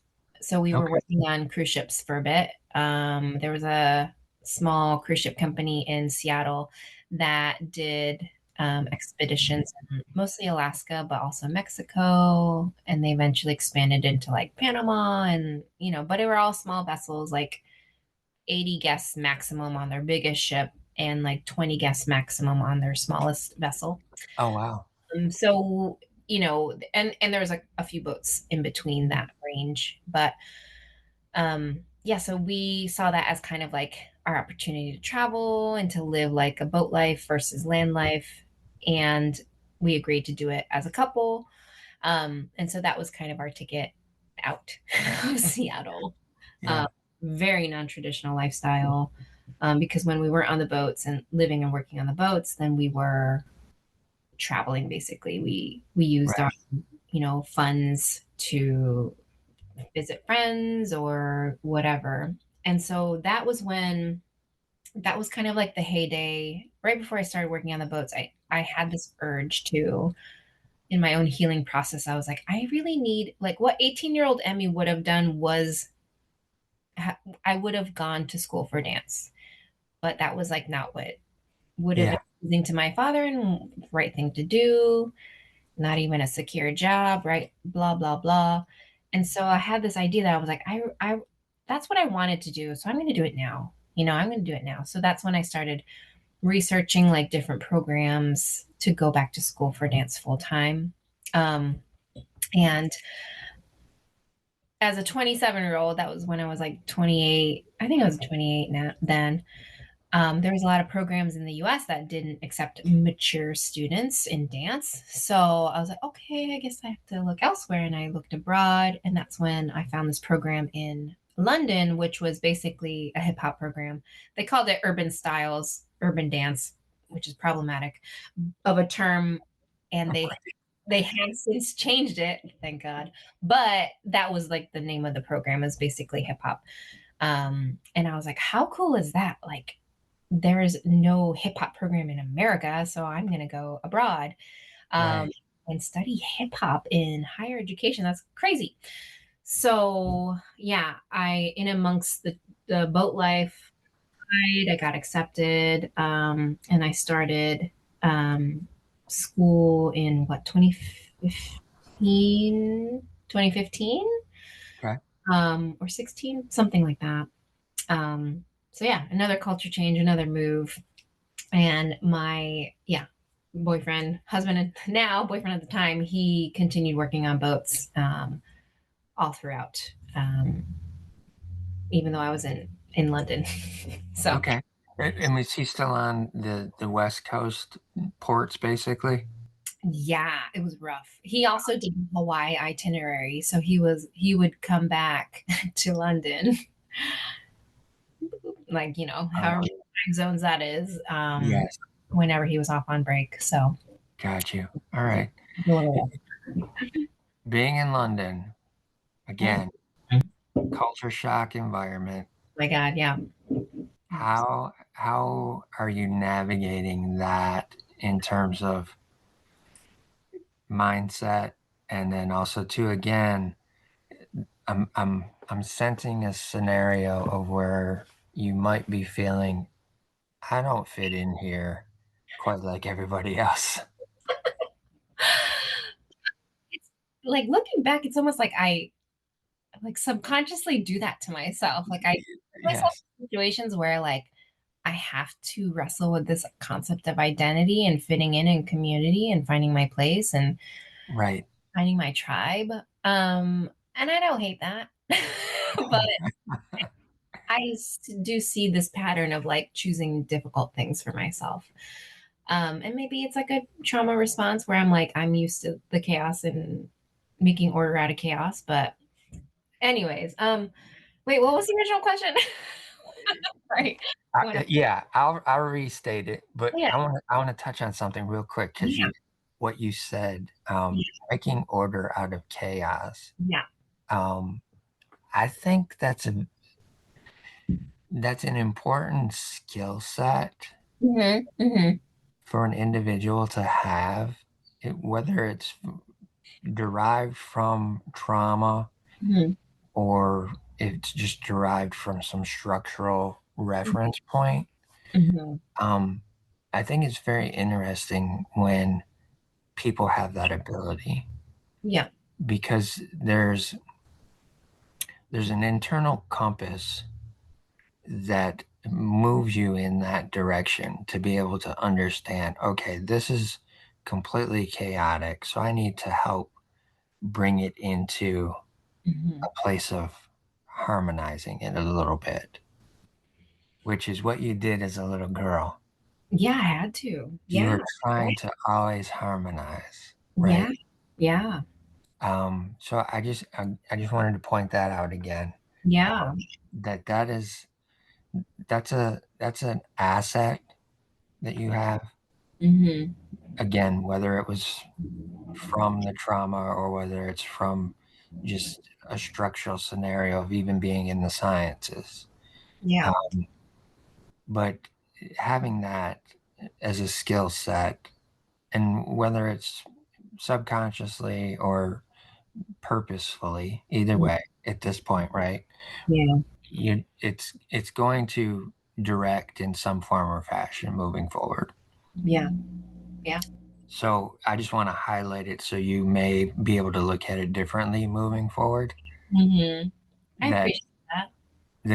it's an asset that you have. It's a way of being able to as well show other people Hmm. that hey, there's a way to bring things in and allow some peace to sit in place. Yeah. So the question was, Yes. how did how did that mindset of being in London, Hmm. another culturally different Hmm. space of what it's like in the US, Hmm. How did that sit with you mentally? Um, yeah, maybe I loved London. Like I loved Seattle. I loved living in Seattle. I loved London. There's just something about it that just like jazzed me. But I think, yeah, initially, like, as with any new place, you like are fumbly and you're like, it's so awkward. I'm trying to figure things out. What are the social Okay. norms? I don't know what to do. Yeah. But, I've developed enough resilience over time that I'm like, I'm not gonna like be ostracized. I'm not gonna like, I'm not gonna die. Yes. My little monkey brains like trying to keep me safe, but I'm like, no, no, no, we're fine. Uh, Right. so yeah, there's the initial like growth period of figuring it out and finding my people. But like, when you're in school, again, you have this like immediate connection to a community, a foundation that you can build from. And so like I was on a mission to like, I'm gonna like make the most of this situation. I am going to learn everything that I can. I'm going to like network with everybody. I wouldn't use that word, but like I'm gonna like go to all the dance classes and like live up this experience. Um, and so for me, it was like a playground. Like I was just like, yeah, I'm just gonna eat and taste everything and like do it. And so it was more maybe my mindset or like the reality of like being in a new place, which could have been difficult and like, oh, I miss home or whatever home is, right? Um, Yeah. I I rather saw it as like, ooh, this is fun and also like inquiry. Like maybe the science got to me eventually where I'm like, I just love looking and analyzing things and reading things and observing, so like, maybe that also kicked in. Um, so yeah, I didn't that cultural shock was basically like a giant experiment, you know, Okay. and like Yeah. grow what how is this going to level me up in the direction that I want to go in and all that stuff. And it really did. Like London was a transformational city for me as well. The same with Seattle. So Cool. super grateful for that city. Okay. Yeah. And with it being a hip hop Hmm. course, essentially, Yeah. how did you see the differences of London versus what you experience in the States? Yeah. Oh man, I'm just so grateful for that experience because right? Like I kind of mentioned this before. Like there's no hip hop program formally in the US, but Right. it's Right. fucking place of hip hop. Like what's wrong with us, But I had this like ego going into it where I'm like, I'm American, so like hip hop's part of my legacy or whatever. And I was like, y'all are doing it wrong, or like it's like a cousin to hip hop, like no. Yeah. Yeah. But when I was there and I saw like their I don't want to say their version of hip hop because it's not that it's like inauthentic because it's in a different landmass, right? Yeah. Uh, it was just so opening, like eye opening to like see them translate the core essence of hip hop culture as I knew it into their context and also like how still very authentic and genuine and like original it felt to the roots. I was like, what? And so that's when like, yeah, I had like a little brain shift where I was like, oh, like hip hop is beyond is like there's so much more to it, right? That kind of sparked that conversation in my head. And so also another thing that I learned when I was over there was just how much the infrastructure and I guess philanthropy around arts and supporting artists and art enthusiast or whatever, right? Like that whole art culture on that side of the globe was just so much different, even economically, right, than the US. Yes. So that was like eye opening in the sense that I was like, oh, like people actually create careers out of this, which like was not even an option for me. Like Yeah. it was a no, like a red stop sign, do not pass go, like dance. Yeah. Dance is not a career, but like here I was like, oh, there's an economy around it. There's like big national organizations that support dancers. Like what? Um, Right. hip hop theater. what? Like, I was just so, there's just so much that was illuminated to me, that like a whole new realm of possibilities around dance and what you could do with dance. Because I was just so limited in my little experience of dance in the US. Hmm. Um, but yeah, which then like really, kind of like fast forwarding to present day, where now a lot of the work that I do is helping creatives, I mostly dancers because that's like my people, but like creatives Yeah. of any sort, like helping them understand their value. Because I've seen it, I've witnessed it in my own life, but I've also witnessed that there is a possibility of creating an economy, or a creative economy around creative entrepreneurs, right? Yeah. Um, and so, like, the work that I do now with helping people embody their value and then live in a entrepreneurial way was definitely informed by everything I learned in London and everything I was able to practice there. So yeah, super transformational. Was there any individuals there that recognized your individuality and kind of nurtured or mentored you in that phase? Um, okay. Yes. um, so I mean, obviously I'm the American, so like I was the only American in the program. So by nature, I'm just the unique individual. And also the school that I went to, the urban practice program, I was the only like old student, right? At this point I was like 29. All the other kids were like 18, fresh out of high school. Yeah. And so I was like immediately just on a different like thinking level, perspective, life stage. Yeah. I like acted very different, than everybody else. But oh man, I loved my friends at school. It was so fun. I had such a good group of friends, um, who I still connect with today. But so over time, so I only was in that program for 1 year, Okay. but like I developed relationships with my teachers and lecturers. Um, and again, like they also opened my eyes about like what the potential was with dance, and like the fact that they're like professors of hip hop. I was like, what? Uh, Yeah. but anyways, like my logic self kicked in, where I was like, okay, I don't need another bachelor's degree because this was a bachelor's program. So I had to like really think about, okay, if I'm like spending tons of money living in a really expensive city and spending money on this like program, I better like be smart and like actually go Yeah. up versus Yeah. just early. So then that's when I switched to Trinity Laban, which is completely different vibe. Trinity Laban is a conservatory of music and dance. They're actually in two different locations. Music wise, they have a very robust program around Okay. classical training musicians. Yeah. And then in the dance program, it's like contemporary and modern. So again, I'm put into this new environment where I'm basically the only hip hop dancer in my program. Again, here I go. Um, and I'm in this weird degree, which dance science as a field is very is an infant still.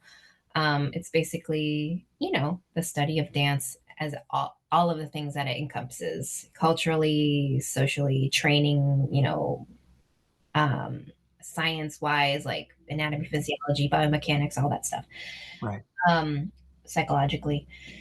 And so the degree itself is also very weird and different. And so, like, with that pathway, that gave me like more permission to like just really indulge in the uniqueness of myself, right? I'm like, okay, like I'm not going to do a research project like everybody else. A lot of people in that degree, or a lot of my cohort, like ended up doing a lot of like quantitative studies, like measuring things and data and like statistics. And like I was like, I'm going to go qualitative, and I'm going to research hip hop, dance battles, because I love dance battles. So I kind of went anthropological route, writing an ethnography. That was my thesis. Um, so yeah, I just like kept like I felt like my pathway in London was like I'm just gonna keep doing whatever interests me, even though it might be odd and different and um, unique. Like, I'm just gonna keep going for it. So back to the mentor question. Um, the program lead of dance science at the time, she saw, I think she saw how like progressively minded I was and how much of a unicorn I was even within the cohort. Okay. Like, let me, there was a point in my study where like I basically, okay, give you some context. Like, the program itself, the dance science program, was only 1 year as an MSc, so Masters of Science. But then if you wanted to do an MFA, you had to do another year. And I was at this point in at the end of the first year where I was like, do I want to extend to an MFA and get my MFA? Because the other American students were like, if you get an MFA, then you can actually go back and teach in higher education if you go back to America. And I was like, I don't know if I want to teach in higher education. So I don't think that's important. But then again, logic got to me and I was like, okay, maybe I should, just in case, right? Just Yeah. have a tool in my back pocket. Yeah. But then I was like really struggling because I was like missing my boyfriend, right? So we had obviously a long distance relationship, him working on boats in Hawaii or Alaska, and then coming for 2 to 3 weeks at a time, and then going back. And I was just like kind of fatigued at all of the new things that I had to manage, Yeah. life. Um, and like my the head of the program was like basically like you know, gave me like a slap and was like, just figure it out. Like, you just decide for yourself. Like, stop trying to figure like assess what everybody else thinks you should do. Right. It's like, go take a trip, go find nature, and go figure it out yourself. The answer will come, you know. And it was kind of like a firm like Interesting. Yeah. quit. And I was like, nobody's ever said that to me. Like, and so I really appreciated that like prompt to be like, you already know. So just decide from that and not from like all of the like me calculating all of Yeah. the things. Interesting as well that they said go to nature Yeah. Yeah. She's like, go take a trip. and Out of figure it out yeah, yeah, because where I go in the story is all yeah. the way back to you and your brother Oh yeah. going out into nature, Yeah, 100%. to that space and time Yeah. where that was your enchantment space Mm-hmm. where you could create your world. Now Hmm. you're getting this information again Yeah. in London to go back out into nature, Hmm. to your enchantment space, and Hmm. get the answer. Hmm. Very fascinating from my perspective. Yeah, no, it's true. But it's so like necessary to quiet all the noise that we're Yeah, and it's even if we're looking at it culturally, yeah. right? So if we're looking at Japanese culture, Hmm. which is half of who you are, Hmm. there is uh, a portion of that culture that respects Hmm. nature and how it is, Hmm. and being in that environment and understanding that that environment supports us Hmm. humans. Yeah. Well, Yeah. um, and I think it can support healing in people 100%. that is not always looked at as a first option. But I can guarantee you, if you take your shoes and socks off and Yes. go outside in the grass and Yeah. stand there for 15 minutes, Yep. something's about to change and 100%. you're going to sense it. Yeah. Whereas you may keep your shoes on all day long and be running around with your mind going crazy, Yeah. trying to figure things out. But that simple process of getting connected to the earth Hmm. and allowing yourself to be in that space for 15 minutes Hmm. will dramatically change Hmm. what's going on internally. Yeah, And 100%. it's not the first thing that comes out of a doctor's mouth to do when you go home. It's not No. the first thing that comes out of the therapist's mouth when you're about to go home. Yeah, or at least Western doctors. Right, exactly. Exactly. Yeah, yeah. So again, another fascinating Hmm. aspect of your life story that I'm drawing lines with. Yeah, 100%. Yeah. Mm-hmm. Once you made the decision, I'm gonna do this. I'm Mm-hmm. gonna finish it out like this. Yeah. Um, actually, I'm gonna back up because I had a question. Hmm. When you start studying hip hop, Yes. what was one thing that blew your mind in that study of hip hop? Being in London, Oh, okay, okay. So like actually in like my thesis or like yeah, just in that culture.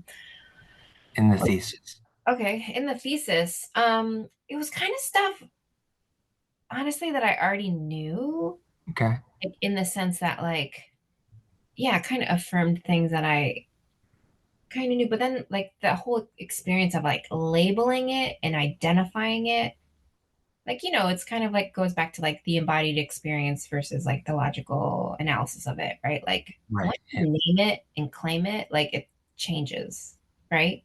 Hmm. Labeling things.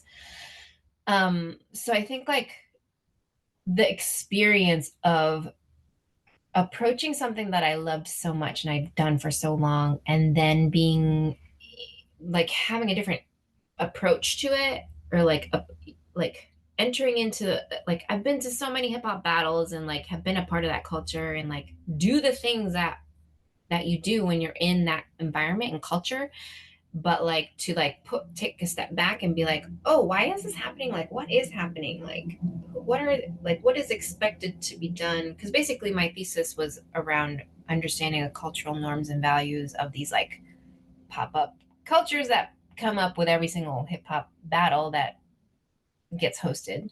Yeah, I went to like three different events. I also did a little um, focus group as well to like hear from people in the culture actively contributing. And so for me, just that process also of like owning my shit, if you will, like creating my framework, creating my methods, rationalizing it, defending it in essence. yeah, And then going through the process of collecting data, analyzing data, labeling shit. That whole process felt very empowering to me, where it mm, like validated like any uniqueness that I felt before. Like right. like this process of creating a thesis. Granted, there's like a certain level of credibility when you're like, oh, I have a MFA, like that's cool. But Yeah, like that process, step by step, was so empowering. I felt very like, oh wow, like I did this and I can do this, and like yeah, like whatever, yeah, I don't know. There's just something about that process that felt very empowering. So when I was able to study something that I just loved so much, and like in turn I learned more about it by labeling it, and then also like contributing to the growing work and knowledge base that is supporting this community, felt really fulfilling to me. yeah. um so yeah, it wasn't that like I learned anything new about hip hop culture, but it was just another opportunity for me to engage more deeply with this thing that I loved and like be validated in that approach, if that makes sense. No, absolutely. Absolutely makes sense. And also, too, for me, it correlates to you being in biology, Mm-hmm. having to do that work. Yeah. Yeah. Yeah. 100%. So then, all right, let's move back to the first question of what was it? What was the mindset of finishing this out? What are you going to do from here? So like after I did everything with my master's, oh Yeah. boy. So the last year of my master's, I also that was when I got pregnant. Okay. So that was another adjustment. Yeah. I also produced my first event.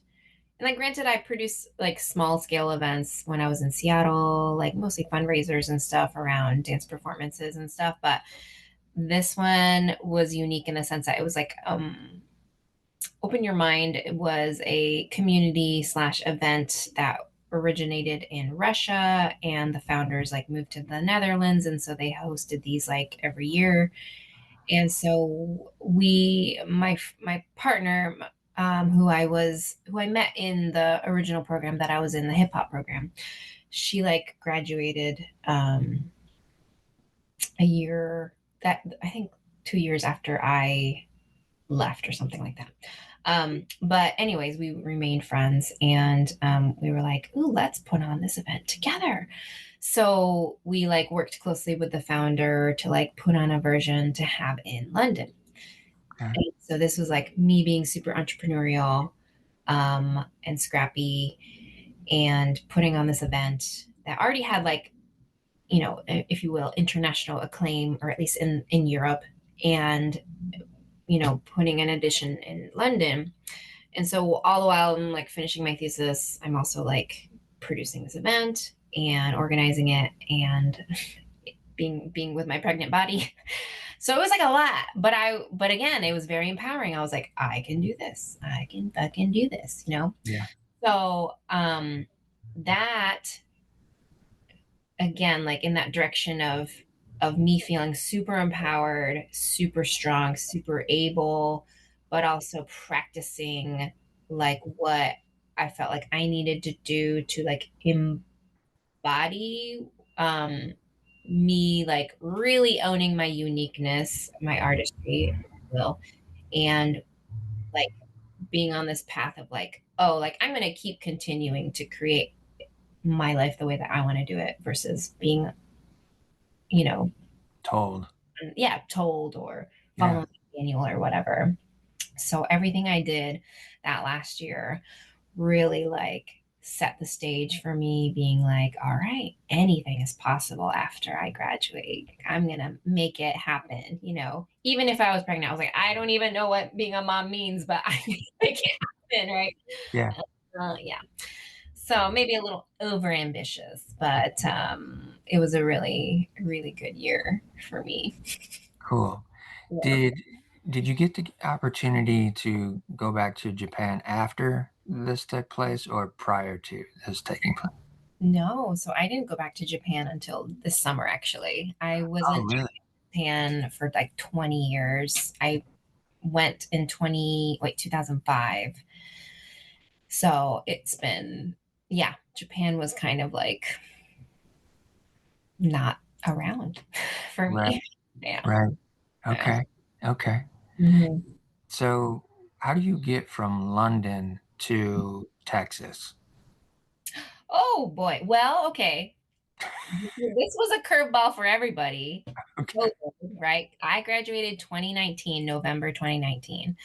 And my, pregnant self was like, I think the best thing to do is just to go back to the States because it's just complicated. And I didn't have enough energy or capacity to be like, I'm going to extend my visa and apply to a new artist visa and blah, blah, blah, do all the things that I needed to do to stay in London. So if I wasn't pregnant, I probably would have stayed in London, honestly. But Okay. I was like, let's just go back to the States.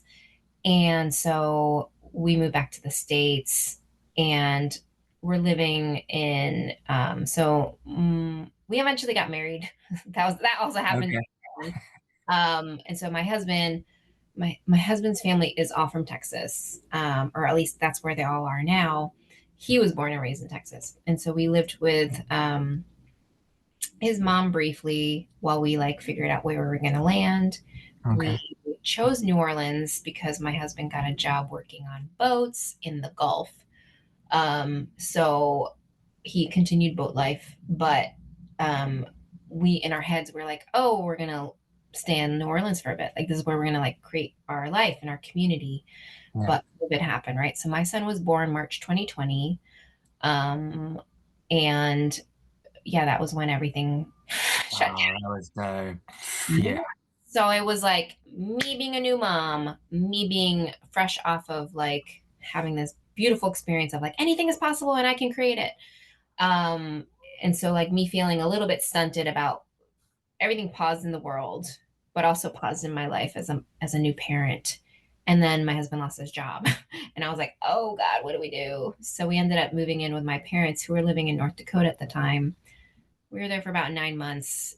And that was when I also started therapy again Yeah, for many reasons. But for sure. um, we also ended up moving out of North Dakota because there just wasn't anything happening there and it didn't feel stimulating and fulfilling. So we Hmm. went back to Texas because we at least knew we had family we could count on with our son. So, yeah, now we're here in Texas and we've been here since 2000, what is it, 21? Okay. So, yeah, Texas is different too. Very different. Yeah, you've jumped Yep. to many different locations, Hmm. even just within the US, Yeah. that have completely different cultures in each spot. Yeah. Um, Doing that even during COVID, Hmm. um, I imagine North Dakota was a bit more isolating Yeah, for sure. environmentally, Yeah. um, versus Texas Hmm. during COVID was a little bit more less restrictive, I believe. Yeah. Um, but being there and looking at dance again as Hmm. something that you needed to step back into, Hmm. what was the what was the thought process of where you were at in that community in terms of, okay, I can do this to make this difference that I want to with dance within this community? What was the thought process of that and the maybe the initial spark of the idea? Oh, yeah. Okay. So I think it started in North Dakota. Um, the spark did, at Okay. least. Actually, no. I think it started in New Orleans because I was still kind of coming off my high from being abroad and being super activated.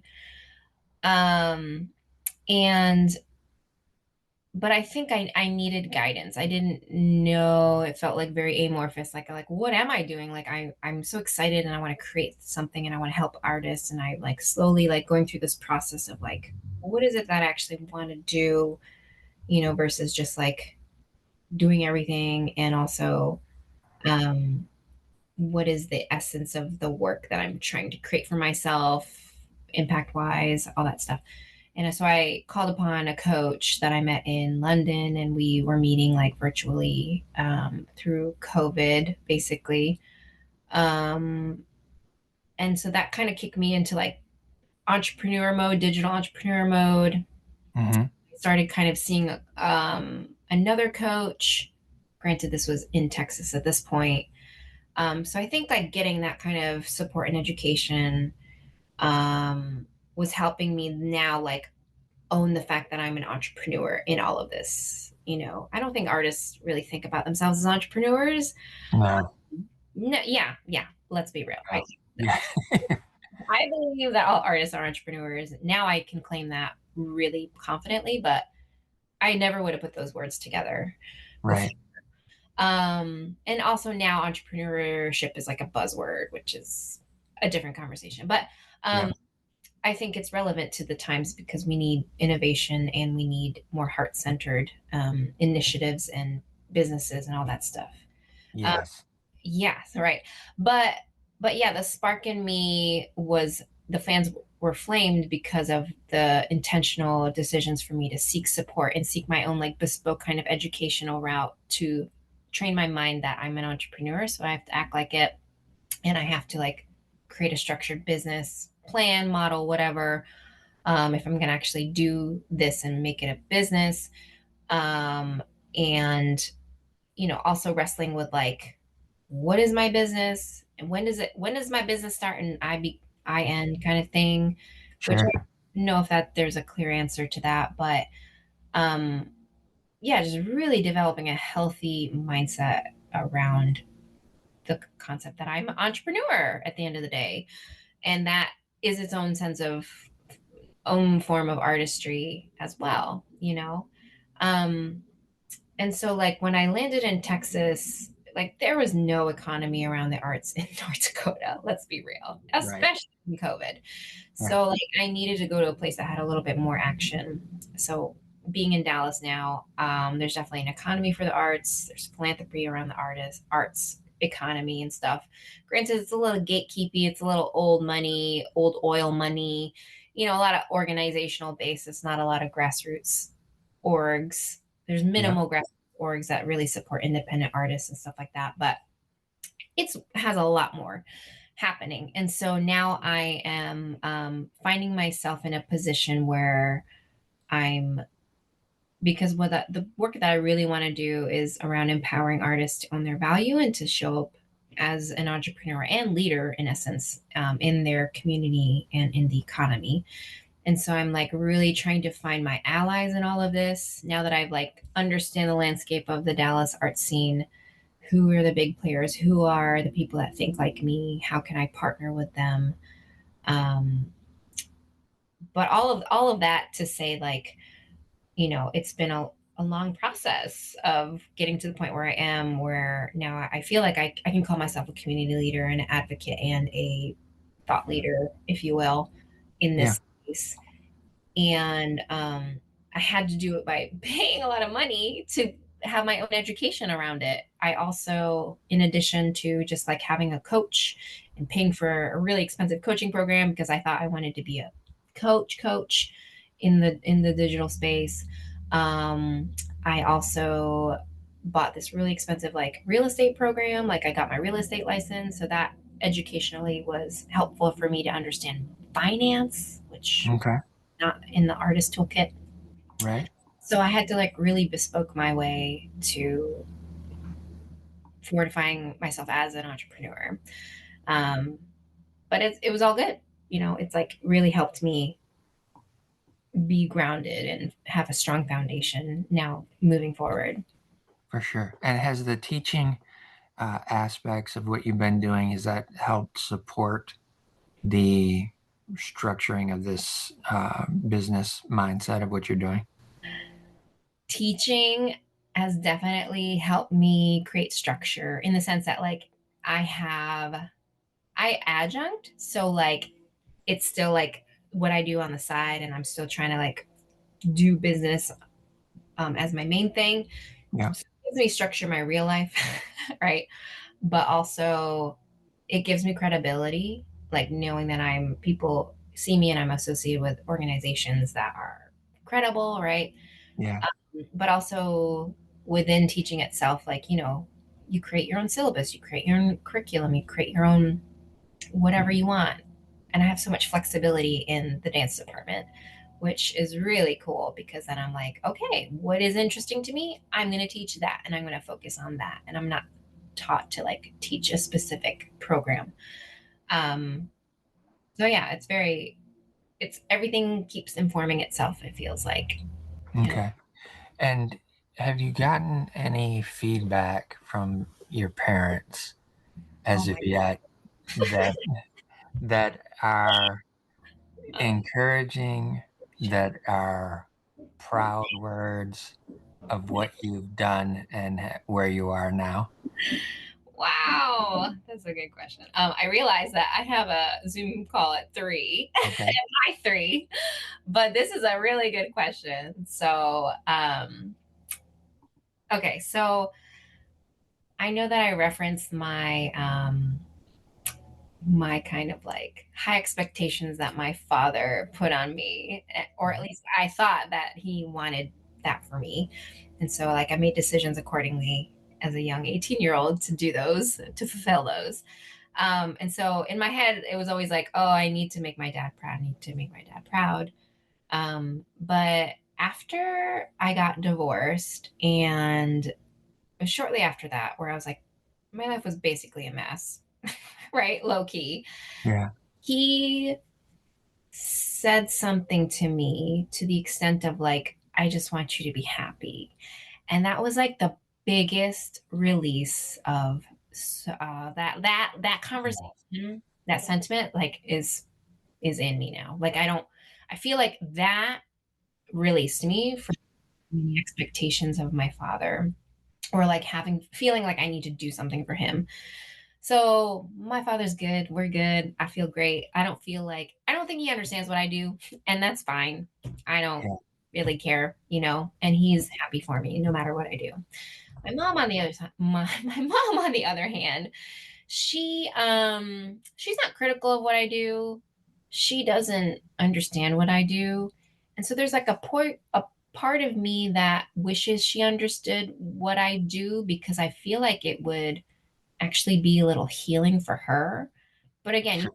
you can't control people, Yeah. because I feel like the more that I learn about myself, the more I see how similar I am to my mother, Mm, the way that I see the world. Like, I believe she's an artist, and super neurodivergent, super ADHD. I'm oh, very similar to her.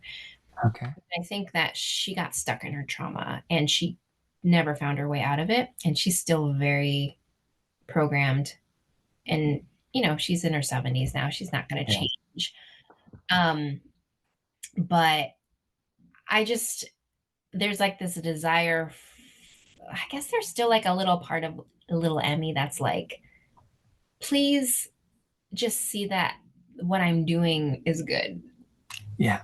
And I don't like that. I feel like I wish I was like my dad, where I like could release it, but Hmm. there's still parts of me where I'm like, I'll tell her about something that I'm doing that's really exciting, like, oh, like I'm setting some choreography on the college kids or whatever.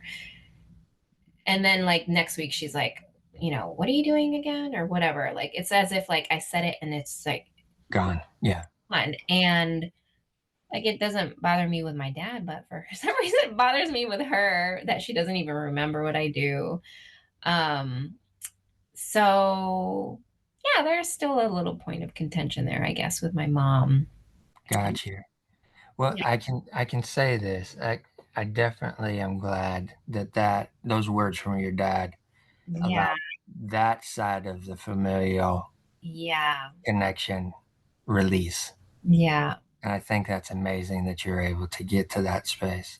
And to close out today, one of Yes. the things that I always want to remind the audience at the end of Mhm. each one of these conversations is to listen to your heart, Yeah. but also be kind to your mind.